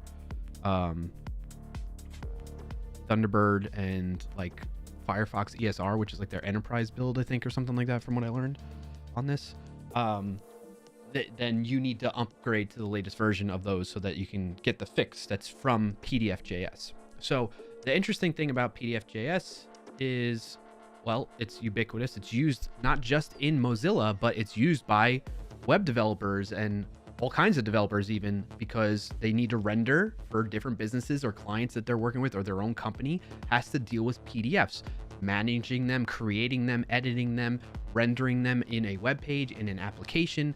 They are likely using this PDF.js in some form or fashion, whether directly or indirectly. So that gives you an idea of how widespread this can be of a problem, right? And I'm not trying to instill fear here, because as you can see, and again, maybe more security professionals or experts that are watching this live, or they end up tuning into this later, can comment on this, because this is where I'm going to actually really quick caveat on that. I have a meeting on Tuesday morning with one of our internal security analysts and researchers at Sneak to kind of go over what he's been doing. He's been researching it this past week, or he's starting to research it rather. And I want to get his input on like, what are the actual capabilities? Like, what are some, because I've been trying to poke and tinker with this vulnerability, see what I can do. And I'll show you that in a second here as we get to it. But I haven't really found something that I could do that's kind of nasty or malicious just yet. You know what I mean? That would really be like, really cause harm in a sense, or have the potential to cause harm so far. But I just might not be like, that's where I'm saying, like, I'm not a security expert. I'm just somebody that's a developer that's enthusiastic, likes to learn about security, application security topics, and share that with others, especially in video format and live streams like this. So, anyway, we're gonna get into that. But so Mozilla issued this report here, which is this one right here, rather. I don't know why it wasn't on that one. But basically, there was a type check. So what's the problem with PDF.js?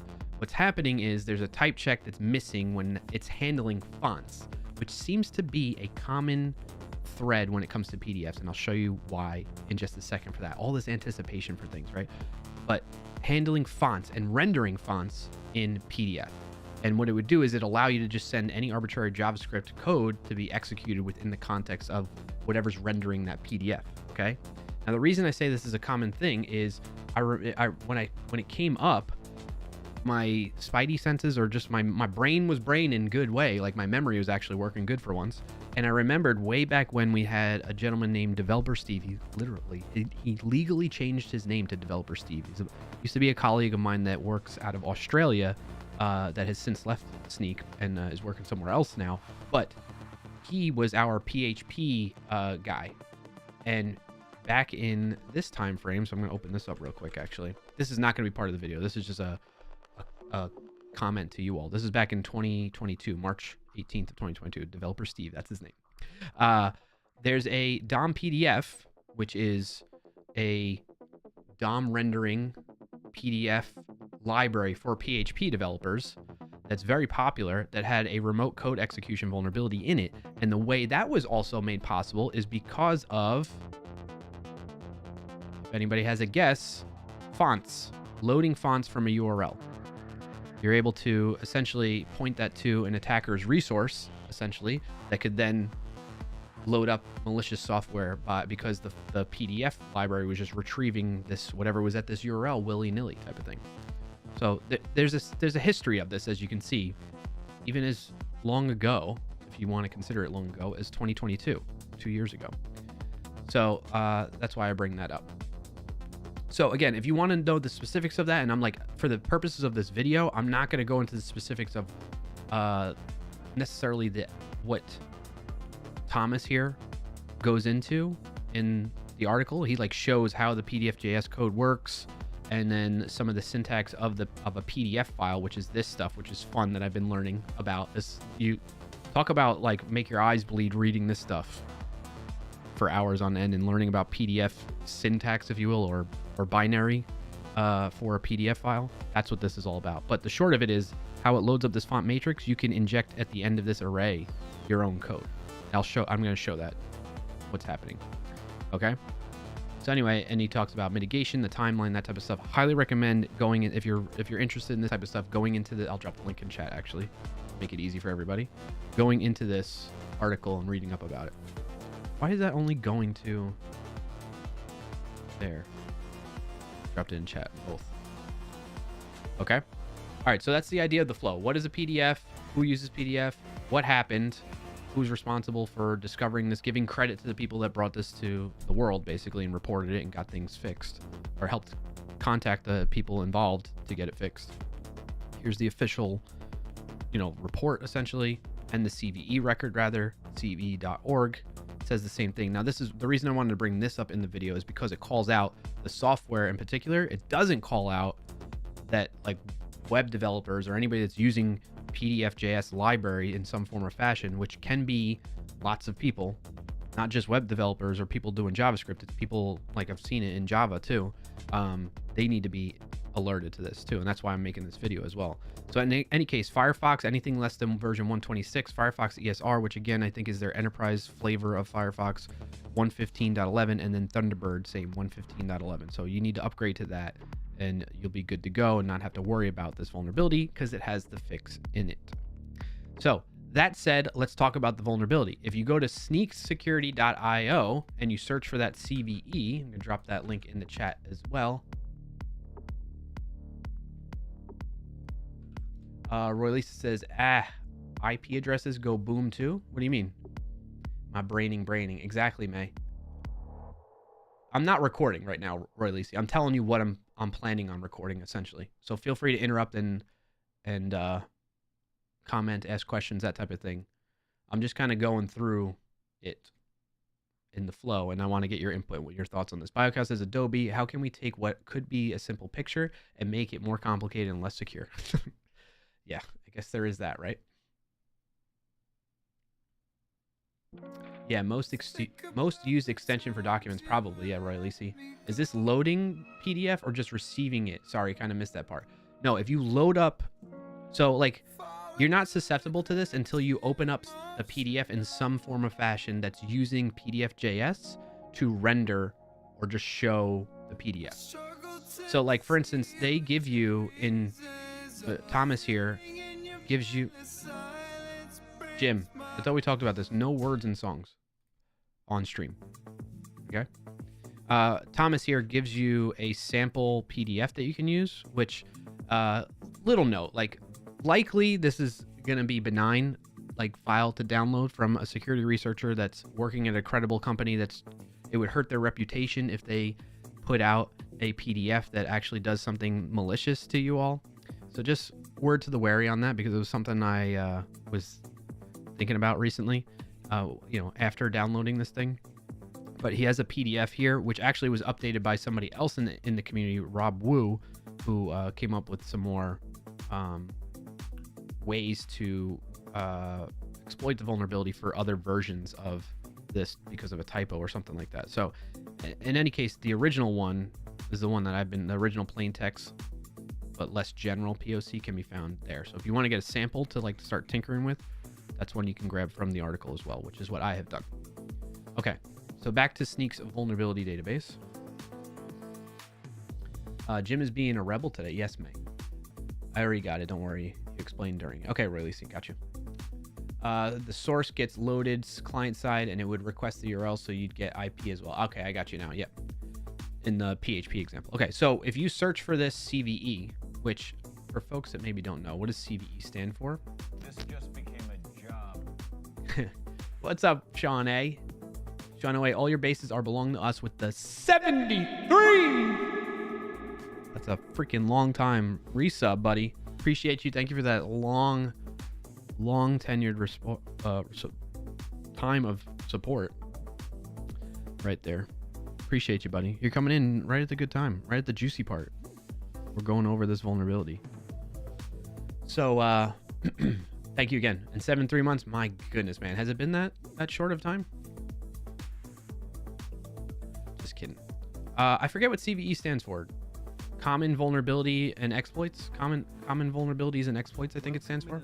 It's been a few days. In a few days. I believe that's what CVE stands for. But it's basically the way of like indexing and categorizing vulnerabilities in technology and software. Okay, in case you were wondering. So you search for the CVE number and you can see these come up. React PDF, by the way. So if you are a web developer using React and you're using React PDF, or if you're directly depending on the distribution of PDF.js, which might confuse you. You might be like, what's that? Well, the thing is, Mozilla hosts their own, like, I guess they have their own source code repository for PDF.js. In fact, let's look that up. PDF.js. Mozilla.github.io. They do have a GitHub project. What am I saying? But they don't publish it to NPM under this. Okay, so if you go and search on NPM for PDF.js, what you're going to find is PDF.js dist is what gets distributed. Hence the name dist. So let's go to NPM. We'll go PDF.js dist. And this is the direct one that gets used. As you can see, it is very widely used. Nearly 2.8 million weekly downloads. Okay, so if you're using a version that is less than 4.26, which we'll get into the details of this right here, you're in trouble. You're likely impacted by this arbitrary code injection vulnerability that's affecting that. So if you depend upon it directly, you have a problem. Or if you're like a React developer and you're using this other, well, this, I can click on this, but it's going to say, hey, this is actually it does not include vulnerabilities belonging to this package dependencies. That's not true. There's this one. It's just put under a different CVE. That's why. So React PDF, which depends upon PDFJS-dist, is impacted. It has several different versions or flavors based on backwards compatibility things that it needs to accomplish. So you need to, depending on which version, major version you're using, upgrade to 773 or 802 or higher. Okay. So just a heads up on that. Real quick answer to the point. Good thing I never bother with PDF files. You're telling me, Sean, that none of the things you do in your everyday life has ever involved a PDF file? I was just talking about this. We started off this segment talking about who uses PDFs.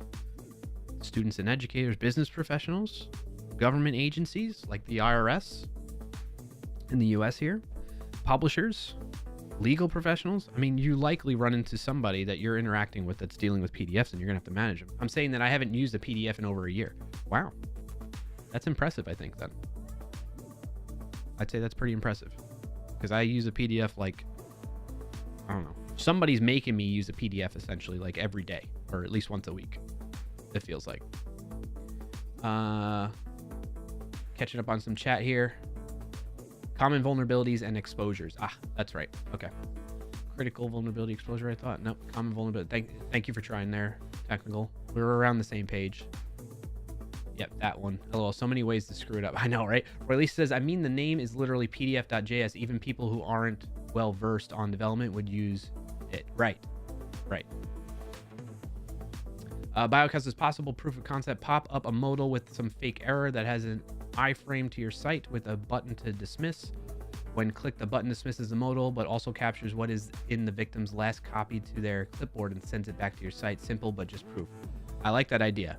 So I have a POC demo that I'm going to show you all as part of this segment, that we can add that into it. That's the thing that I mentioned earlier. I think you were here when I mentioned it. I mentioned earlier I had just gotten working in a demo application last night.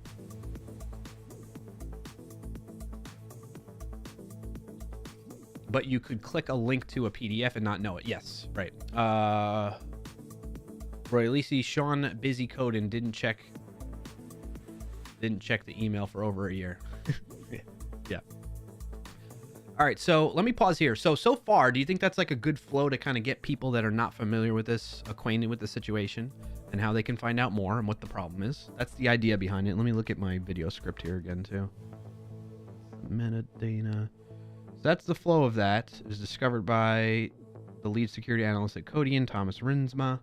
We talked about the CVE. We talked about the vulnerability is the way PDFJS handles rendering fonts provides the ability for somebody to run arbitrary JavaScript code via a specially crafted PDF file. And when the file is open, that JavaScript code is then immediately ran within the context that is using the PDF. So what does it impact? We covered that. And then we talked about some examples of PDFJS, PDFJS-dist, and what's using that, like React. And then how do you mitigate it? Well, if you're using PDFJS directly in the vulnerable version and you can't bump up to the patched version, apparently there's an is_eval supported setting that's on by default. So eval being the culprit of things. Who was talking about that earlier? Was it BioCow or was it Pilfer?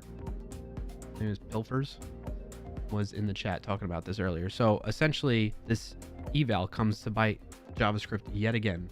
It's a common thing. You were okay, BioCow, and others, I think. Okay, yeah. So it tends to be a critical path leading to vulnerabilities all the time. If you take anything away from this as a JavaScript web developer or just web developer in general, avoid anything that's doing eval unless you absolutely have to. And if you don't know if you have to, then you probably don't. Don't eval user input. That especially. Don't trust any user input. So are we thinking, I've been following along, like the link with the description. Okay, cool. I'm glad to hear that, BioCow. Appreciate that input. All right, so that's the CVE and what Sneak's vulnerability database kind of tells us about it, and how it's possible. Other ways you can mitigate this. So yes, you can use is_eval supported, turning that setting off to false. You bump to the version 4.2.6.7, or whether no, that's React PDF. I want PDFJS. Where was I? PDFJS. So for this one, to fix it, you go to 426 if you want, if you can bump up to that. Another way is you can use a content security policy with directives like the default source directive or the script source directive. I would recommend setting that to either self or whatever supported host by name or IP that you want to allow. And then if you're using Mozilla Firefox and other Mozilla-based applications that are relying on this that we talked about earlier, ESR and Thunderbird, you got to upgrade to the correct version for that. For Firefox, it's version 126. Then we're going to go into, in the video at least, we're going to be like, hey, this is where I'm going to plug Sneak and what Sneak offers, because Sneak is fantastic.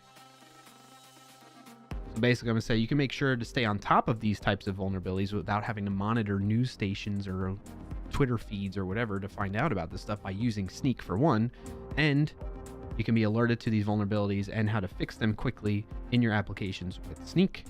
And then I'm going to go through an example of Sneak alerting me to this very vulnerability. So this is where like the demo comes into play. I needed to build out this demo. Did I have any more I wanted to talk about? Here's PDF.js. I wanted to call out, I guess I want to call out that this is commonly used with 2.8 million downloads. And then the React PDF one, that one's pretty popular too. That one gets nearly 1 million downloads a week. You know, so a lot of people are impacted by this, whether they know it or not. And they're likely on a version that's vulnerable. I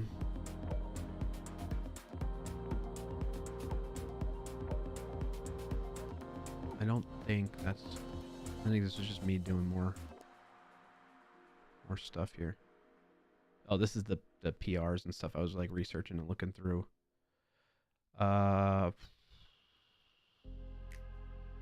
This is Mozilla's PDF.js. I don't think I need that actually for the video. And then PDF dist. Okay. All right. So that covers like the beginning of the video, and then we're going to get into the demo of it. And so for me to do that, we're going to bring up VS Code here. I'm going to connect to a code space that I got for it. Right now I have the repo private, but I'm going to make it public. What'd you say, BioCow? Says you could turn off JS in the browser too, or maybe extension no JS, but that is extreme. That's true. That's a good point. I don't usually recommend that type of thing because, I mean, it's really, while that would be great, most websites rely heavily on JavaScript to function at all. They cannot just serve up plain old HTML and CSS. That basically eliminates the internet. Exactly, Sean. All right, so if I run this, run dev. So what I'm doing with this is I've created an Astro website. If you're not familiar with Astro is like a static site generation, static site builder tech stack that allows you to use just straight up Astro's like component approach and pages, file types like index and all that fun stuff. But then you can also incorporate all the different front-end framework, not all, but a lot of the front-end framework component approaches. So like I have a React component, a Svelte PDF viewer, and a Vue version. These two don't work just yet. I still need to tinker with those. They're just kind of like placeholders at the moment. But the React PDF viewer is the one that is working at this point in time. I intentionally installed a vulnerable version, so I'm under 8.0.2, which if we go back to the browser, you'll recall, which one's the React PDF one again? This one, right? No. Why wouldn't we link to this Sneak Advisor version of this?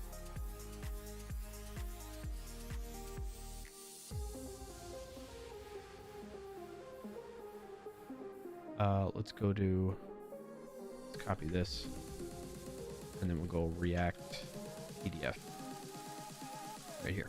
Yep. So if you're using anything greater than 8.0 but less than 8.0.2, then you're vulnerable, or less than 7.7.3, and it gets highlighted here like this, which is helpful. Okay. So I'm on 8.0.1 for this one, so that I know I'm intentionally being vulnerable to this. And now this should be up and running. Copy that. Open it up in our browser here. And I have a little navigation, so we'll go to the React one. And right now it just has a sample PDF document. Why am I zoomed in like that? Uh-oh. Why is my face so big? Something broke.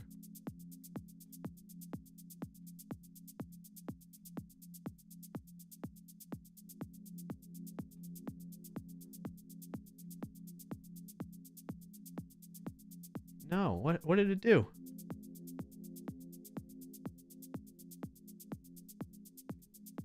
Let's switch maybe to this side.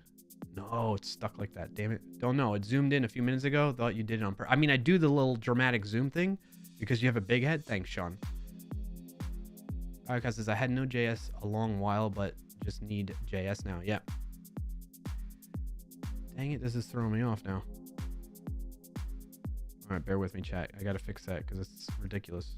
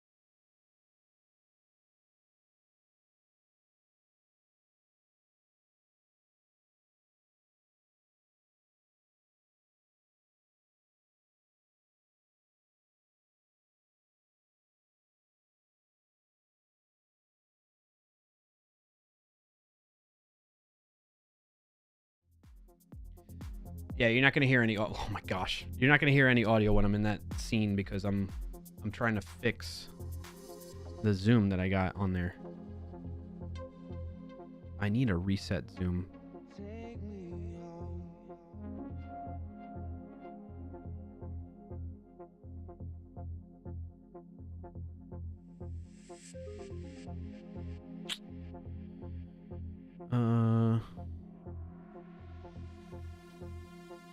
Oh, it's on FX. That's why. Okay, if I go in here.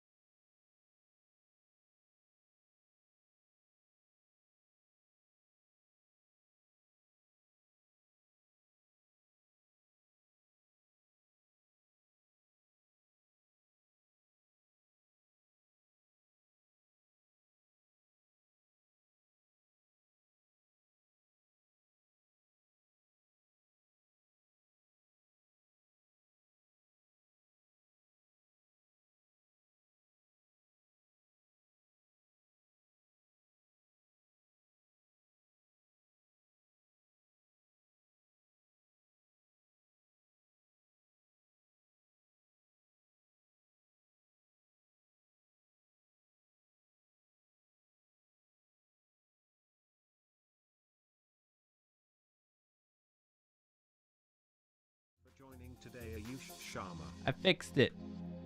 Let's see if this works though. Okay. Yeah, I was in a scene where I didn't have a mic. That's why. Thank you, Ayush, for letting me know though. All right, holding off on snoozing the ad in case we can get it done while you figure out the stream stuff. You snoozed it. Thank you, Sean. All right, so where was I? We have the sample PDF that the React PDF library provides in their repo. So I grabbed that, plugged that in here just to get it to render. I don't know why yet. I don't really care to spend time figuring it out, but it like renders just the text afterwards for some reason. But this is what the PDF normally looks like up here. Like I can't even click to highlight it, but down here I can. So anyway, that's what's happening. That's how I got it working where it will render a PDF. Now, let's see the exploit in action. So come back over to VS Code, and instead of having it open up the sample PDF, we're going to go with example 1. If I come back into my React PDF viewer and I tell it to go to example 1 PDF, that'll refresh and load up this, and we can see, boom, it's triggering an alert message. Hello. It does it twice actually, and then it doesn't render really much of anything. It's just a bunch of gobbledygook. Is this React review? This is React, Ayush. Oh my God, you got hacked. I know, I did. I got hacked. So that's it. That shouldn't be possible. Like if somebody sent me a PDF and I open it up in this, or maybe they upload a PDF into an application and they tell somebody else to go open that, and the application's vulnerable to this. Stop hacking yourself. Thanks. Thanks, BioCow. I know, it's so scary. It's so scary what just happened there. Right, but it doesn't, for folks that are maybe not initiated with this or uninitiated with this type of thing, the fact that I'm able to get a PDF file to trigger JavaScript, I didn't write any JavaScript code to make that alert happen in my JavaScript project. It's all driven from the file. And if we open up the innards of the file, remember this earlier when I was talking about what a PDF is constructed by? Well, it defines things like the font, and there's different like these objects that reference how to do things and render things and resources for the PDF to be able to render properly. And in particular, in this one here, we have font matrix, and you tell it 1, 2, 3, 4, 5. And then for the last one is where you can escape out of, because of the logic behind PDF.js that's reading this file. It allows you to escape out of the context of that and then start inserting any JavaScript code, essentially any JavaScript code you want. So that's where the alert comes from. It's coming from the it's coming from within. Dun dun dun. So that's how it's happening. So this is very kind of a contrived example just to get it working, and I wanted to see, okay, that it could do that. But you know, you could start doing things like you can start inserting other JavaScript in here. Like I think BioCow, you came up with like a fairly decent example of from earlier. What'd you say before? Pop up a modal like that with some fake error that has an iframe to your site, with a button to dismiss it. And then when that's clicked, the button dismisses the modal, but it also captures what is the victim's last copy to their clipboard and sends it back to your site. Yes. So the one thing I was trying to do is like, this is really hard to work within. Like when I was doing, basically like doing a debugging developer workflow, right? I was changing this up and I was like, okay, let me console.log and see what I have access to, like on the window, for instance, that type of thing. Which was good enough, good and all. But I didn't know where to take it from there. Like I tried doing like, it has access to window.fetch, for example. All right, so this is where we're breaking out of the video context of the flow, right? That would be close to the point of where I would end. There's still some more that I'm going to show you all that like will carry us through the conclusion of the video that I'm going to make for this. But I want to dive deeper into this aspect of it right now, where how can we potentially exploit this to do something malicious? Not actually do something malicious, but get access to things, or just get this aha moment of like, this is actually more dangerous than just showing an alert box, right? Add in 3 minutes. Thank you, Sean, for the heads up. And as a reminder to myself and everybody else, I need to end by 3:25, the latest. So we got a little less. We got 55 minutes, and we're already doing great on time actually right now. So there is that. Do you know only need TypeScript for React, or HTML, CSS, and JavaScript? Anything that is relying on, so the answer is no, you don't only need TypeScript. It can be anything that is relying on this PDF.js library made by Mozilla. More details on that you can find in here essentially. So the way Mozilla distributes their PDF.js library on NPM is via the name PDF.js-dist right here. So I'll share the link in chat again so you can get access to that directly if you'd like to learn more about that in particular. So, but a lot, so you personally in your applications might not be directly relying on PDF.js-dist. You might not have NPM installed that. However, a package that you're using for your website that is helping you out with PDFs and managing PDFs and rendering them in your website, or doing something with them. Really just rendering is where the vulnerability is. So if you're not rendering them, then you're likely okay. But if you're rendering them in some form or capacity within your website, you're likely using a library that depends upon this PDF.js-dist. And depending on which version of this that library is depending upon, you might need to upgrade. Or if they don't have an upgrade that's pointing to the fixed version, then you got to wait for them or open up an issue with that repo for that package to tell them like, hey, get on it. Because I don't think we fully know the breadth in which this is impacting things for people. But in my mind, and I'm not one to spread fear, uncertainty, and doubt, but I feel like this is more widespread it impacts way more widely than what's kind of being called out here right now. Because I like I'm calling out here in particular, so many businesses and companies and individuals are managing and dealing with PDFs and in the web, in their browser, or in an application on their computer that is relying on this technology, relying on this library. And if you're not getting that part, let me call it out and like spell it out explicitly for you. Electron-based applications like Slack, Discord, Notion, VS Code. Anything that's going to have the capability of rendering a PDF within it is likely susceptible to this. And that's where I spent a lot of my research time on too, actually. I got it to work. So since the time I first learned of this and I was checking it out till now, it's been patched up in Notion. I don't think it ever worked in Slack at least at the time when I was trying it. Discord, I didn't see it work because Discord doesn't render the PDF inside of Discord. Discord just has like a placeholder link to the PDF and then you download it.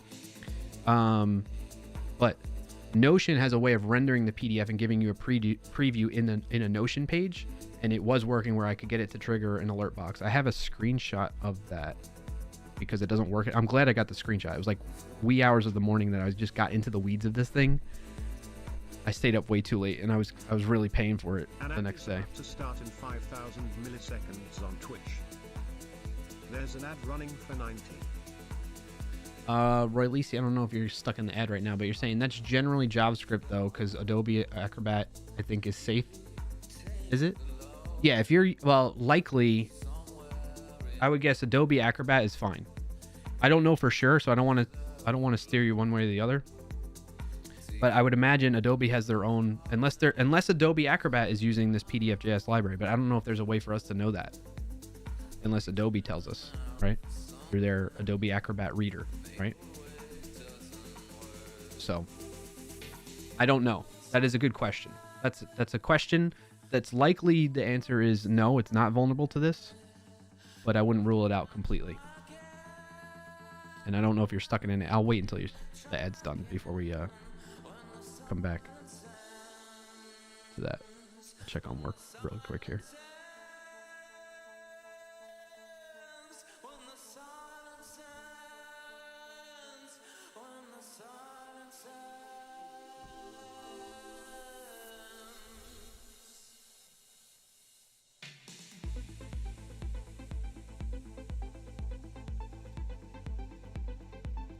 Roy Lisi, are you out of the ad yet?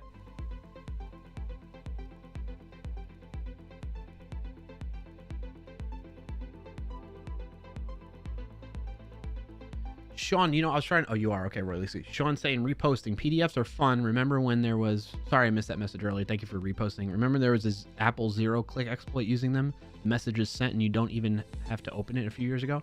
I vaguely. I was trying to remember the exact one, and you're helping me recall that now. That's why, I've always been super suspicious of PDFs. They give me the chills a little bit anytime I see one coming through and I have to deal with one. You do remember that one, Bark? Oh, nice. All right, so Roy Lisi, did you see my answer to your question or no? Or were you stuck in ads? The PDF started up a virtual machine using some archaic code around scanners. Nice.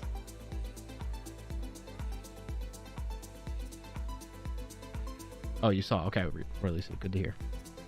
Apple Messenger is full of exploits. Is it really? Ayush? Apple's iMessage Messenger, you mean? They tout it as one of those things one of those things where it's end-to-end encryption and all that. Ayush, can you share more details on what you're talking about, that claim? because that's a little bit surprising to me. I'm not saying it's impossible or wrong. I'm just surprised to hear that, because my understanding of them is that remember the video which used to brick iPhone? Well, that's a different statement and different situation than what you're saying, is that it's full of exploits, like as in it's fully exploitable right now. But I do remember that too.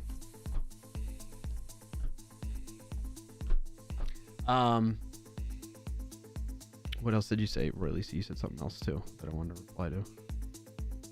It's worrying. I'm assuming it's not, but so many apps been using Electron lately, it's worrying. Yes, exactly. All software is full of exploits. We just haven't found them yet. That is a fair point, right, Sean? Always assume things are vulnerable, especially when you're building your own software. There's something that we don't think about, we're missing. Even when you have the good intentions, you do the best you can, understanding application security and implementing things in a secure way, it could still be something that gets you. And that's why that's why I think the security industry is just going to be forever around until, I don't know what would make that stop, there being a need for that, but yeah. The engineer wanted to rework the messenger, but Apple did not approve it. Got you, Ayush. All right. So this is the example of it. And what I was getting into is I was trying to get it to do like fetch. I knew like window.fetch was available, so I would do fetch and then say get like google.com was what I was trying. However, fetch is asynchronous and it's promisified. So you have to do .then and then you get the result. And then I was just trying to console log the result. And I think that it's just not possible to fetch something and then execute it beyond that. I don't know. I might be wrong on this, and this is where I'm hoping to connect with like our internal security researcher who can help, tinker with this a bit more. Or maybe they've already found an avenue to break this out further, because essentially, like if you're an attacker, you don't want to sit here within these constraints, because a lot of this has to be escaped, by the way, too. Like this open parentheses right here has to be escaped. I don't know what else might have to. I think this one too, even if I recall correctly how I was doing it. For the context that this is being used within, right? And so you're working within a small window here, and you're constantly having to do this dance around the context of where this code is going to be rendered within. So if you could essentially pull in external code through this vulnerability, then you can write all your malicious code in that external code and load it up in through this opening here by fetching it. And that's my thought process I was going through, is like, okay, if I can get Google, like the HTML text to render out within the console log of the context of this running, then that would be great. Then that would show that that's possible. However, I think because it's asynchronous, like it executes that and then doesn't care anymore. So like the return promise, like the code, the JavaScript engine to be able to do that, just like is turned off, isn't needed anymore, because it's rendered the PDF and its job, it's done, right? There's no more context for JavaScript to run within, is my theory. Yeah. Technical says, did you want a redirect, something like window.location.href equals response.url? I think I tried that too. We can try it again, but let me show you this. Let me do like just console.log hello world, right? So we got the alert to show up before. I want to show you that we can get console log to show up in the browser. Now that that's like that, come back over here, come back to the React example, bring up the dev tools console, make it a little bit bigger so it's more legible, and then we refresh the page and you can see hello world, right? So it's complaining. It's like, oh, a bunch of errors, right? Like about the PDF, because, like the syntax of it is a little bit invalid, like warning, invalid length on property type 1 for font, stuff like that. So it's recognizing that there's something off about it, and that's why it doesn't render quite. It's just a white PDF, blank PDF. But yeah, I don't know why it happens twice either. That's the other thing that I've not quite cracked the code on why that's happening, but you get the idea. Okay, so I'm able to log out stuff. So I'm executing JavaScript code within the context that this PDF is being rendered within in the browser here. So to go with Technical's example, I haven't tried this yet in the browser since getting this to work. So I wonder if I did window.location.href equals, let's try to go to Google, or we'll go sneak.io. I wonder if I can get that to work. I might have to escape this character. I don't know. We'll see. I think a lot of times it just gives you like a random generic error. Yeah, see, nothing. It's ignoring it now. Invalid character. So,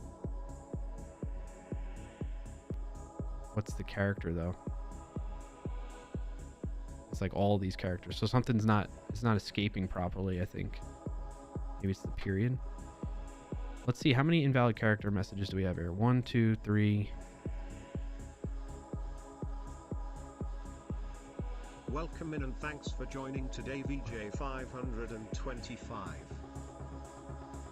VJ, yes, you're absolutely right. You can execute arbitrary code from opening a PDF document. Exactly. That's the vulnerability we're looking at. It's in pdf.js.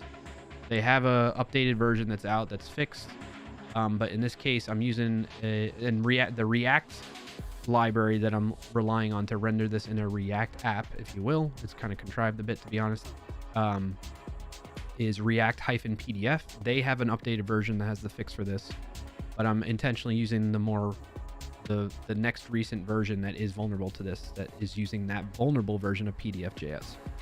And I'm able to execute arbitrary code. However, I need to tweak the code a little bit now to get this to work or escape it properly. I just don't know how. I'm wondering, what I was going to do there is like, let's see, maybe I can copy this. Let's copy all this so we can compare and contrast. All right, so this is before escaping the first period. Now we're going to come back. Oh no, we want to stay over there actually. Now we're going to go back in here. We're going to try and escape that and see if that works. Technical says also maybe launching a web worker from the render will keep the context alive enough. I have little experience with web workers, so that's a good idea. I have little experience as well. Sean says make sure to update your browsers. Well, you need to update Mozilla Firefox. It's not out of the box. Chrome and other browsers are not susceptible to this. So if you open up a PDF in Chrome, in any other browser other than Firefox, that has this exploit or this vulnerability in it rather, or this exploit code, I would say is the right way to put it. It won't work in those other browsers. But if you're using version of Mozilla Firefox that's less than 126, and you open up this PDF in that, then it will execute successfully. I mean, that's just good advice, period. But yeah. Yep. All right, so let's refresh this. So clear the console, refresh. And let's compare now. See if that did anything or not.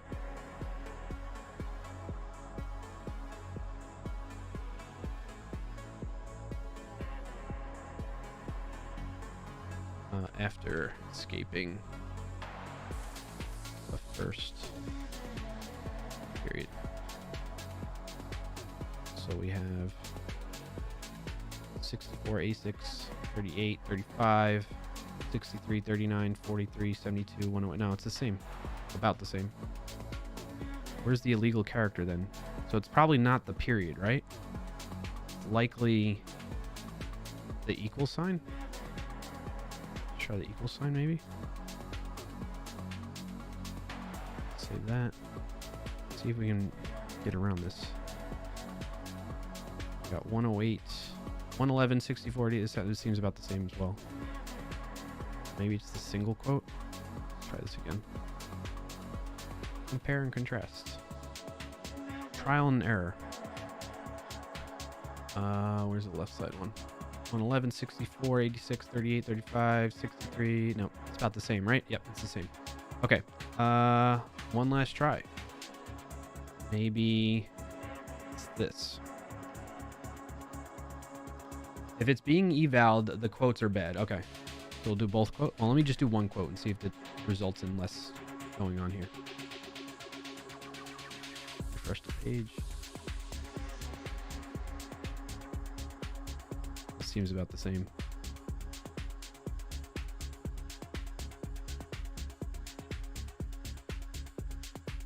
Yeah, it's about the same. Well, we can look at the vulnerable code. Talks about it. He links to it in here.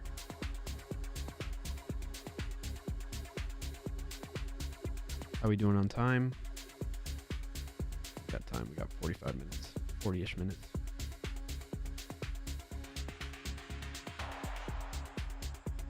Where's the PDF.js code?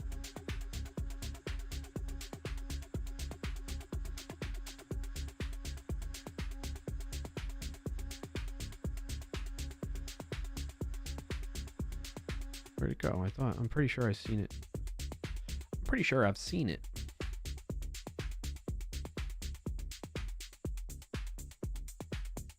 Oh, well, I guess this is it right here. He has it cut out. So it's essentially these commands that get added to the font matrix piece. Where was it? Right here. Font matrix slice. So it's taking that array and slicing it and giving that as args into the transform function, which I think this is the transform function, if I remember. Where was the transform function? Which is right here.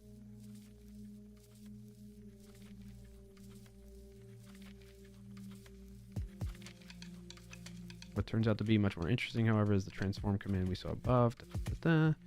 Enter the font matrix. I like the way he titled that. When you leave, I log off for the day, so feel free to leave early. What's that? You talking about me? If it's being... Oh, I get what you're saying. You're saying I got you. I appreciate you hanging around, Sean. You get off early today for the holiday weekend? Is that what it is?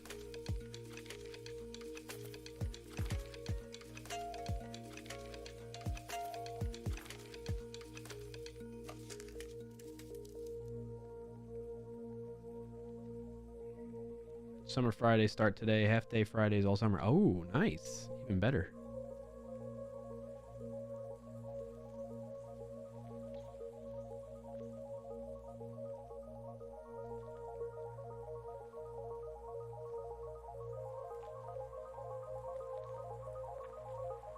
Okay, so here's how it works. This, whatever you put in that last slot of the array, essentially, or the matrix, gets put into the transform as a parameter. That's a wicked perk, yeah. So the way they escape it is they put parentheses 0 closing parentheses, so to like close off this. And I think, oh, we need to basically end in a function, right? Because we got this, it's always gonna, we're inserting the code in here. So we close the parentheses on that, where like instead of like right after the comma, I guess we're putting. I don't know why the extra first parentheses needed there.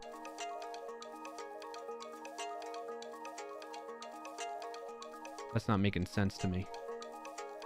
I had this understood and now I'm blanking on it. Why is that first one there? So if this goes in here, it's going to be what? C transform. I see. So maybe throwing stuff in a closure. Yes. Yes, I think you're right. So you have to escape opening parentheses, I think. So that it doesn't accidentally mess with this. Am I getting that right? We escape a closing parenthesis. I'm trying to think how this would get messed with.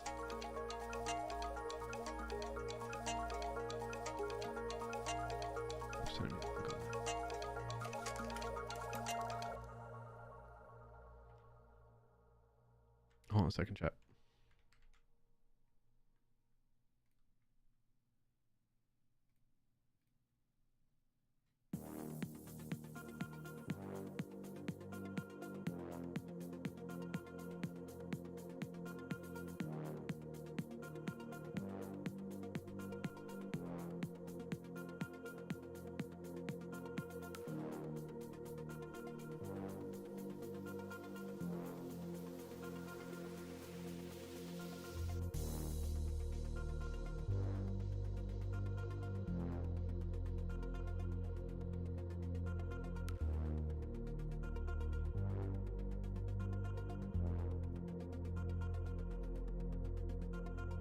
What is post hog? It is plus 24 hours at our manager's discretion to give us off. Granted, I'm still on call this week. Fair enough. All right, so what I was thinking is like, what if I do, let's say it's transform, right? It's like 1, 2, 3, 4, 5, comma, and then if you're injecting that in there, it ends up being parentheses 0.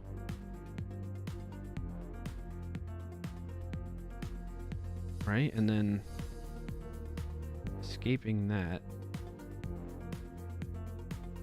I think this is like string text. Actually, let's do this.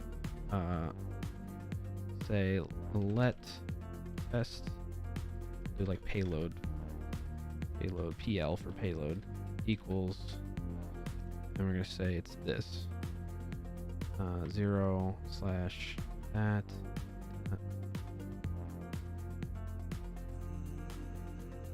Alert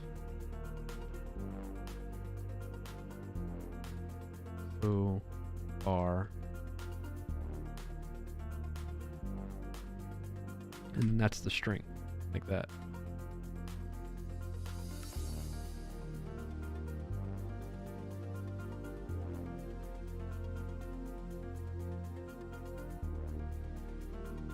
How do you know what you just need to escape parentheses? It seems like opening and closing parentheses. Everything else should be okay, right?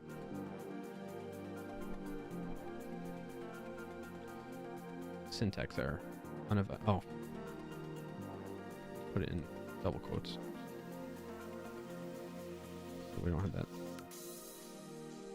Are links in chat allowed? Yes, go for it, BioCow.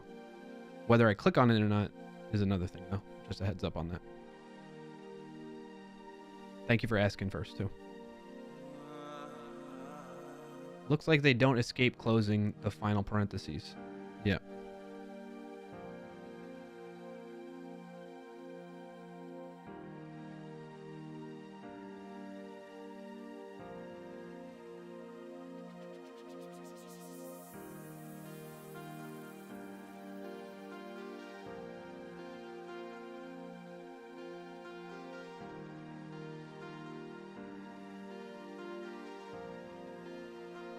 Checking messages I just got. Wow, because Clark, I was trying to prep clipboard code, but not sure that is possible anymore. New idea: redirect to a fake PDF. I definitely don't want to click on that. Sorry, I don't. Well, you've been nice and everything in here, and I think you have no malicious intent. I don't want to go clicking on that. Sean says, just calling it out since you're over the code, so can't see if you did. Oh, yeah, I just moved over. I realized that as right before I read your message. So essentially that's what's going on.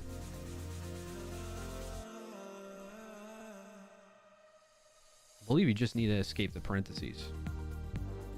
You have one closing parentheses, which we're doing that. But for some reason, the LOL, I get it. All it does is say this: welcome to Security 101. First lesson, you should update Firefox. Look, I know your IP address. Yeah, I don't want to. Definitely don't want to do that. So for some reason, this is not going to work.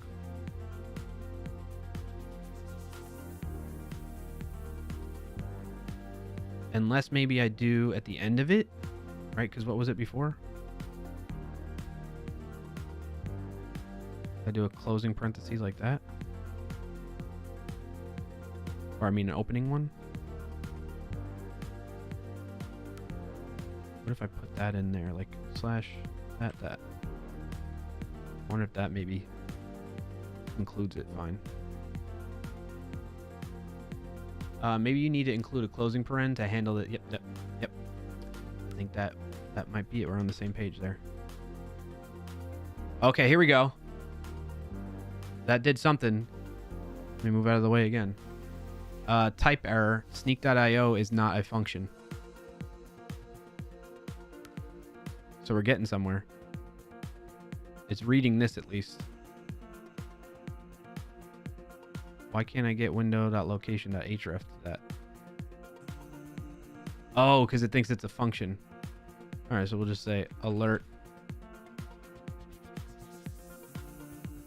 What the heck happened there? It thinks I'm doing like sneak.io alert. Do I need to escape these quotes too?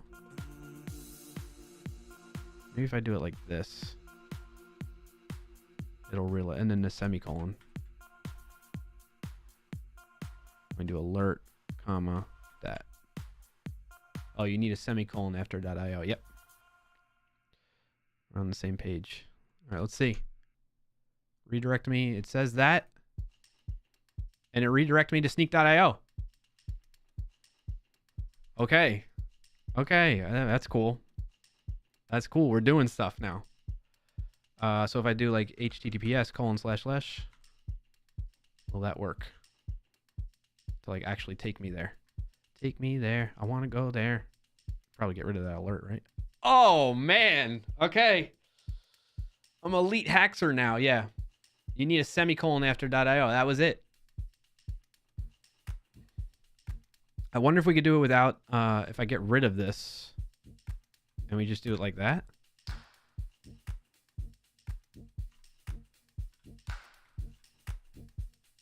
Let's try it with just the semicolon. No, because it's got to close.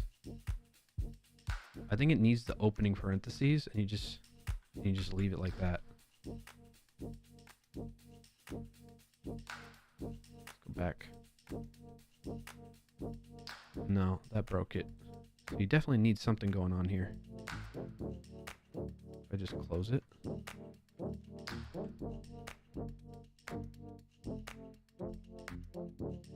Yeah, just close parentheses. No, unexpected token. Unexpected token. I do like that.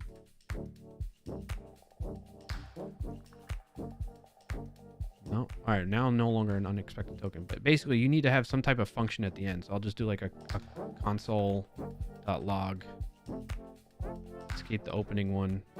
Keep the closing one. And that should... Since adding alert works, do function. Yeah, I'll just do console.log. Wow. Right, like that.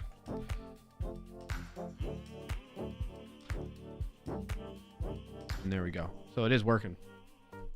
Okay, so we can do that.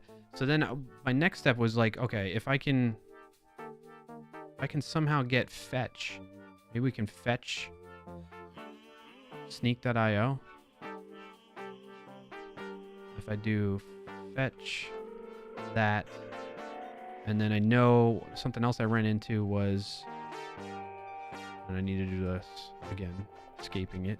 You got to pass in the option for headers, mode, and you got to say no cores. I think it's like that, or it's hyphen. I think it's hyphen. Let's see if we can get that fetch to kind of go through silently.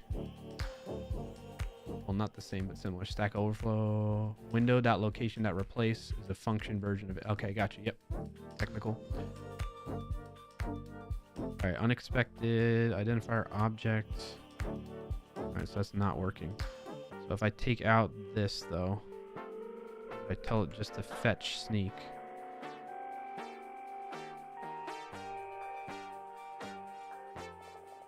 Seems like there's no console log, so it's still breaking.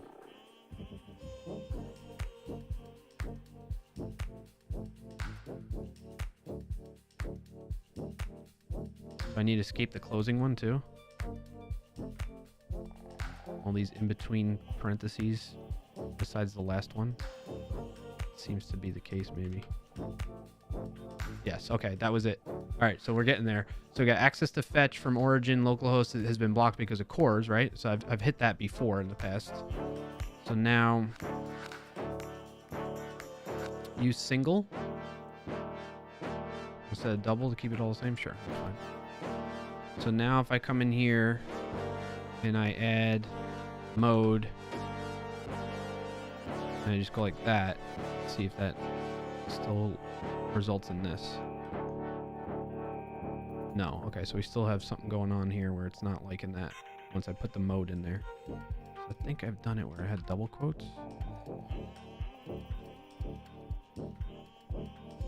Oh. No, that was the problem. The slash. Escaping that one.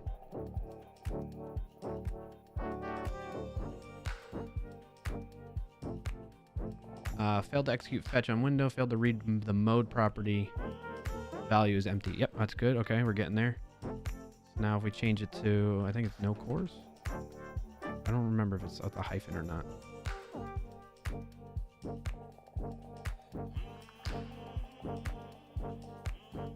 It's hyphen. Should get rid of the error. All right, we're hitting the console log, so we know we're getting past the fetch. Okay, so now the question is, can I do .then, escape the parentheses, gotta escape the closing one, .then, and we're gonna say like response, arrow, console.log,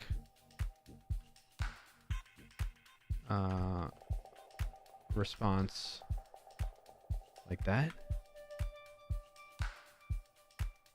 You're loving this? I'm glad. It's about to start. Ah, damn ad. Milliseconds on Twitch. Oh, wait. There's an ad running for 90.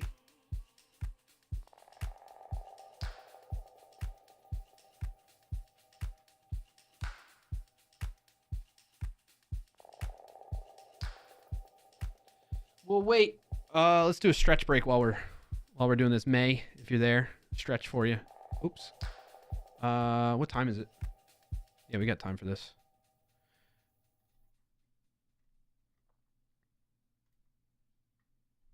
All right. Everybody, if you're here, you're not hit with the ad right now, you can do a stretch with me. Get up, stand around, move around, whatever you want to do. Arms parallel to the floor. Pull them back behind your back a little bit. Thumbs up, fingers clasped into the palm to make your thumbs up. Okay, that's important. And you're going to slowly rotate your thumbs down. And then rotate them back up. And rotate them back down. I feel that. Shake it out, shake it out. Now we're gonna put our hands, and we're gonna push our hands towards each other when they're back to back like this, and bend at the wrist a little bit. And hold that there for a few seconds.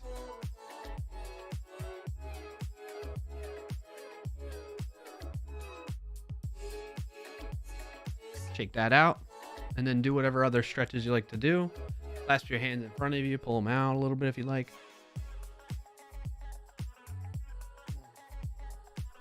Up above your head.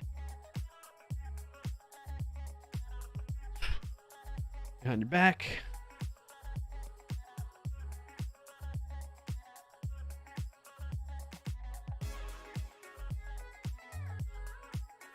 All right, we're back from ads.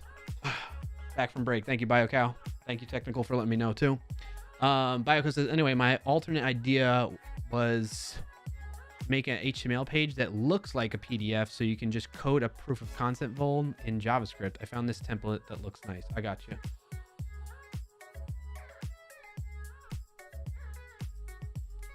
Is that your GitHub repo or somebody else's? All right, so I haven't executed this yet. It's not yours? Okay. I haven't executed this yet where I've added the .then. Let me switch back over here. Where I've executed the .then with the parentheses here. So this is where I was not able to last night and the day before get any of this to work or render. So if we can see the response, actually we should do console.dir if it's a JSON object probably. If we can see a response object, maybe response.data, right?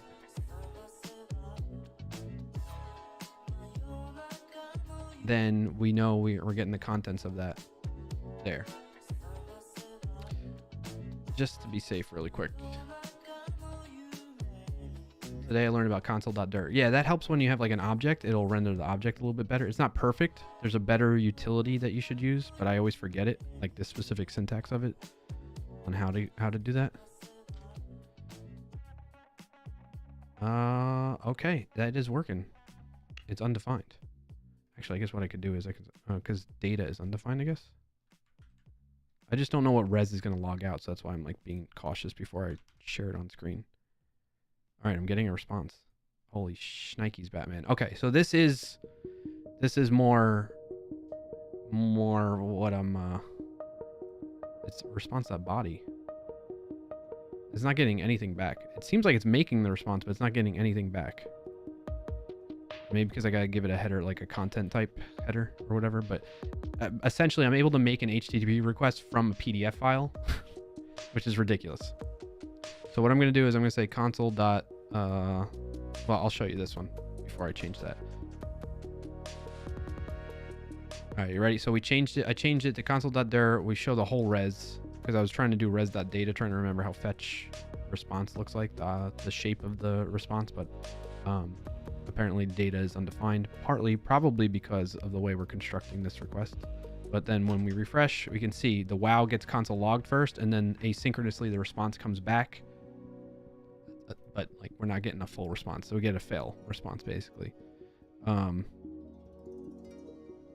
So that's kind of crazy though, that the response is coming back, that it's able to run asynchronous code. I can basically, if I construct this fetch properly, if I probably put in the header to say that like I accept HTML or whatever it is, then it'll come back. Fetch API, right? Say I learned about console. You did too, about console.dir. There we go. All right, so if we do fetch, yeah, let's look at the headers we got here. You essentially could do anything. You just got to properly escape it. But that's what I'm saying. Like, all I need to do now is get this fetch to work, and then I can go fetch maybe my own JavaScript code that then gets executed in here. So that way, like, this doesn't become this long freaking thing of escaped open parentheses, close parentheses type of thing, right? And instead, it's just a quick fetch of my malicious code. Fetch JavaScript code that you can then eval. Exactly. Yeah, it's just learning the rules. That's the fun bit. Yes. So I finally learned the rules. It took me all week, but I finally learned the rules. You got to escape every parentheses all the way to the last one, and you're good. And it'll work within that context. So now that I know that, that gives me like a much wider range of things that are possible now for somebody to exploit this. This is even worse than I thought, in the sense of like what could be done maliciously. If it's just showing an alert box or something, like, no, this is bad. Ever play with JavaScriptlets or bookmarklets? Those were fun. A long time ago. It's been a while though, but yeah. JavaScript evals all the way down, Sean. Yeah. So, I guess what I'll do, not now because time won't permit necessarily. I got 25 minutes ish. But what I'll do offline as part of the rest of my work for this is construct something that does, like, I'll load up a script on like GitHub Gists, pull that from here, and see if I can get it to evaluate that code. Actually, then I would just do what? I would just wrap it in. I'd say .then res, and I'd just do this, right? I'd just say eval, whatever this comes back as, and it would be just the text of the response, right? You heard 25. Yes, May. You're right. 15-minute warning. Thank you, Sean. Oh, I thought you said 25, not 30. 25. Yes, 25. Sorry. So I have 15. I was doing the math wrong in my head. I have 15 minutes. Bookmarklets is how I did copy paste on the first 2 iPhones. Nice. Sean says you could put the script in a comment on a sneak commit like the exploit. I linked you a while back. You linked me one a while back? Would you mind linking it again?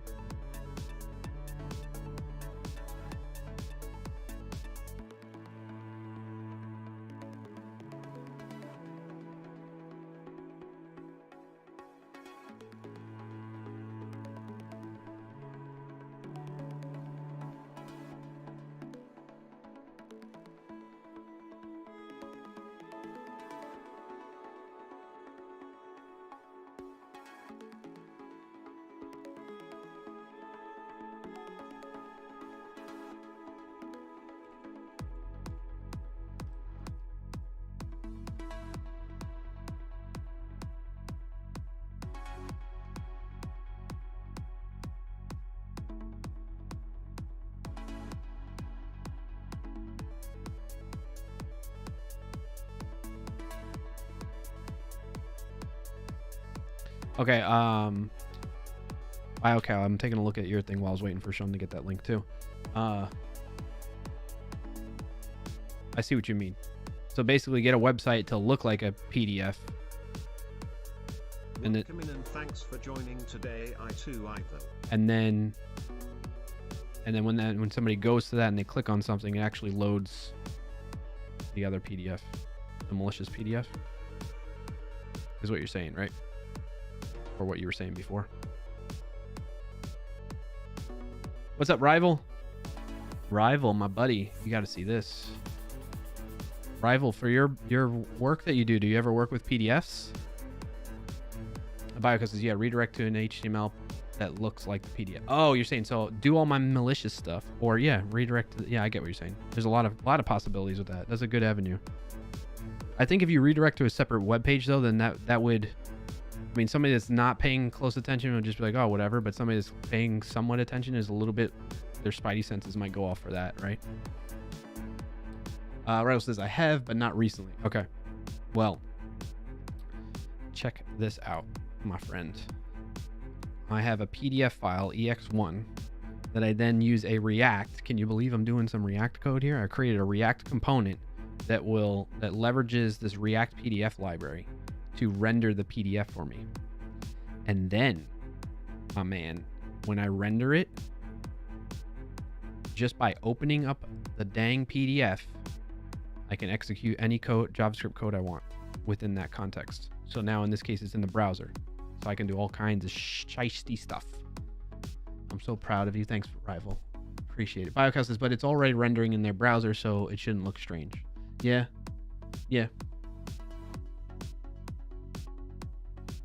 So if you know anybody that's using PDFs in their web apps or their Electron-based applications, let them know. Have any JavaScript that copies the victim's clipboard? So yeah, so I need to construct that to be better. How did I want to close this out now? Oh, I wanted to show you all my research of, speaking of thick client applications, Electron apps. So in VS Code, there are a bunch of PDF rendering extensions. Okay. And in particular, this one I think is okay. And this one. Okay. But look, that one has 5.4 million downloads. There's a lot of people displaying PDFs inside of VS Code. A lot of people that have that need. And there's about 200 for this one right here. Or no, sorry, this one. This one is vulnerable to it. And then there's like an Office-based one that renders more than just PDFs. Where was it? I tested it out. This one down here. Right here. Office Viewer Markdown is, at least last I checked, vulnerable to this as well. Because look, it supports PDFs. I was able to render the PDF within, like, if I install this. Hold on, let me just. Oh wait, what did I do? Press the wrong button.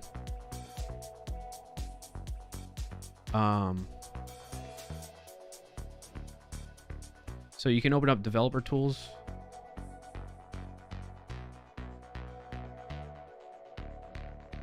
They used to have a keyboard shortcut for it.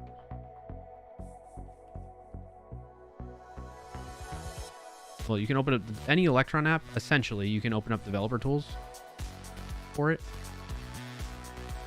If you didn't know, usually normally in the past they must have blocked or got rid of the shortcut. But like the same way you would open up the keyboard shortcut, you would open up the developer tools in your browser. You could use that same shortcut in VS Code or other Electron-based apps. But I think Electron has since made it so that app developers can block that and not necessarily provide that capability without like a certain flag or something like that. So in any case, though, the reason I'm bringing that up is what we're doing right now, where I was logging to console in the browser. I can log to console inside of VS Code and then start on somebody's actual machine now we're talking about that has access to their file system potentially. You can start running JavaScript code within that contents as if it was in Node, right? F12, maybe that does work. Let me see. No, F12 doesn't work. Let me bring it up again. show you now. It has been patched at this point. Yes, it has been patched at this point. Whether VS Code is whether these extensions have been patched though is not necessarily the case.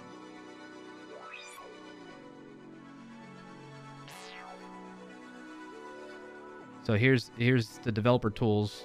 You can step through all the elements within this web page, this Electron-based app, VS Code.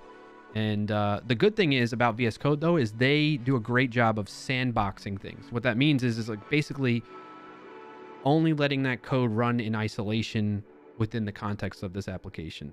You know what I'm saying? So it doesn't let it get access to what VS Code has access to. So it's not as big of a deal, I believe. Okay, take it with a grain of salt, but my understanding of it, it's not as big of a deal of this happening inside of VS Code via an extension. Extensions run essentially in their own isolated. They get separated from things within VS Code.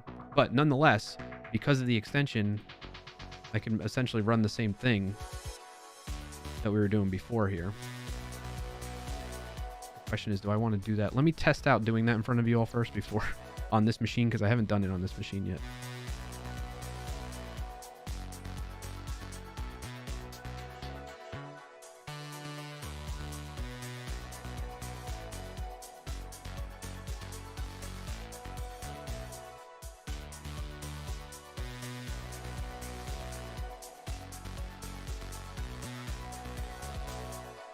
Yeah, PDF.js hasn't been updated in so long. I'm an ethical developer. Top tier ethics. So are you saying the old PDF.js library has a huge vuln? Yes. It hasn't been updated in like 4 years. No, it's been updated. Like Mozilla manages PDF.js library, and then they distribute it on NPM, for instance, as under the name PDF.js-dist. And then a lot of other libraries kind of wrap that, like React PDF wraps that library, and it had to update to a new version, and then they published a new version themselves, right? So it's been patched in that regard, yes.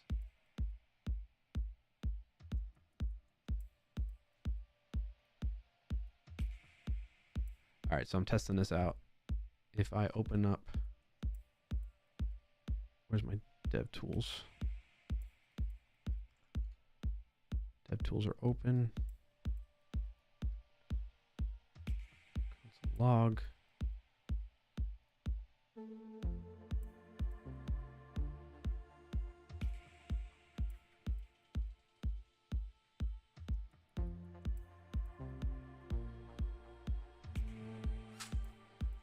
I'm just doing this off screen just in case it does something unexpected. All right.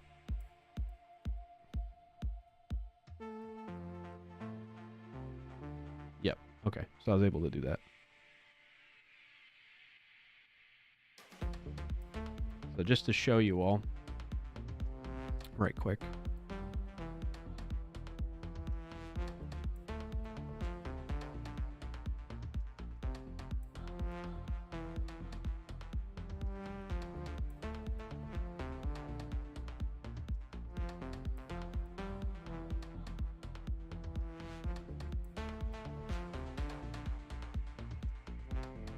All right, I got my developer tools open. I'm using this extension to view all kinds of render and view all kinds of files inside of VS Code, in particular PDF. Okay. And while this was open previously, that's why I'm able to see the contents within inside of the PDF. When I open it a new time, like I did here, when I go to the VS Code developer tools and I have those open, you can see the WoW console log there. Right?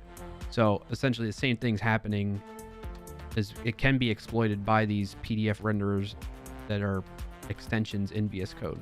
Now, can I take that a step further? I don't know yet. I mean, I'm going to explore that more, but now we're talking about my local file system potentially being accessed. But again, VS Code, from what I was noticing, it would say, like if I tried to run alert in here, an alert function, let's change this to, let's undo what I removed there. And we're going to change this to the alert approach again. Control X, and we go alert, escape, hello. You'll notice that, is that how we do it? Right? you'll notice, bring up the dev tools. Let's close that. Reopen it. And then if I go into the dev tools, it's real nice out here.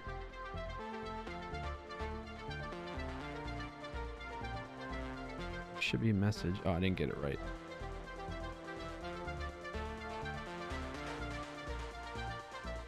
Well, there's a message in here that's always like an iframe. An iframe which has both allow scripts and allows for its sandbox attribute can escape its sandbox. I don't know about that. Let's clear that. Back here. Trying to get it right again.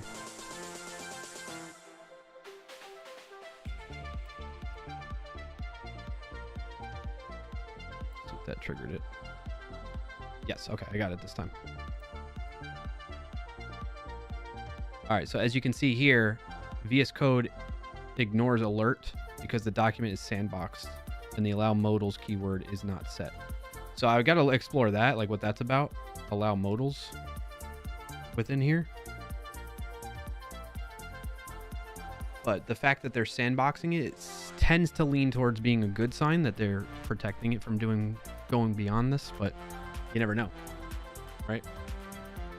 Anyway, 3-minute warning. Thank you, May. So I was able to get an alert box to trigger in Notion. Notion has since been updated though. So, but I have a screenshot of it, thankfully, on my work laptop. What else? I haven't tried the Discord client, but Discord doesn't render PDFs natively in it. Notion does have that capability for you to render a PDF in the page view. So essentially, think about anything that can render a PDF inside of it that's an Electron-based app. It could be susceptible to this thing. Some other ideas that I heard out there was like Figma is Electron-based. Slack doesn't really work from what I can tell. I think it was updated to block it too anyway, but Slack does render PDFs, gives you like a preview that you can click on, kind of like with any image in Slack. But I think Slack is patched. I never got to that one to test that one out in time before they fixed it, I believe. And Obsidian, you don't know if it's Electron? It may be. That's a good question.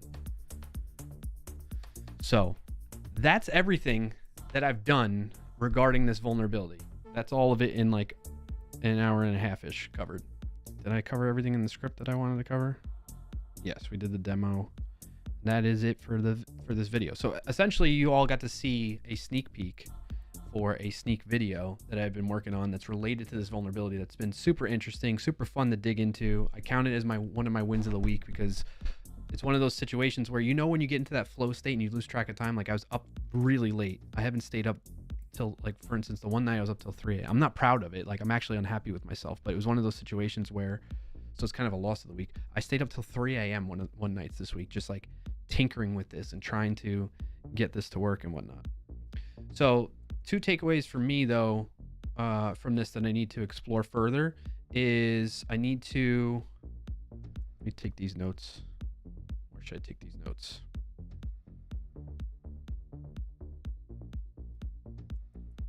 Maybe in here. Reject. Okay. Let's go back here. Let's add a page. 2024 05 24, right? Is it 24th? Stream notes, let's say. Finish constructing the fetch example for the PDF.js home. So I need to do that, and then tinker and look into accessing the local file system from an Electron based. Thank you, Sean. Good to know. I've never been there, BioCat. Why are you giving me FBI? Time? Are we at time? Yes, we are. Okay. Electron based app that renders PDFs using PDF.js to some capacity. And then last but not least, capacity. Finish building examples for rendering PDFs in Vue.js and Svelte. I got it working in React, so I want to have demos for both there. All right, chatty? All right, chatty friends?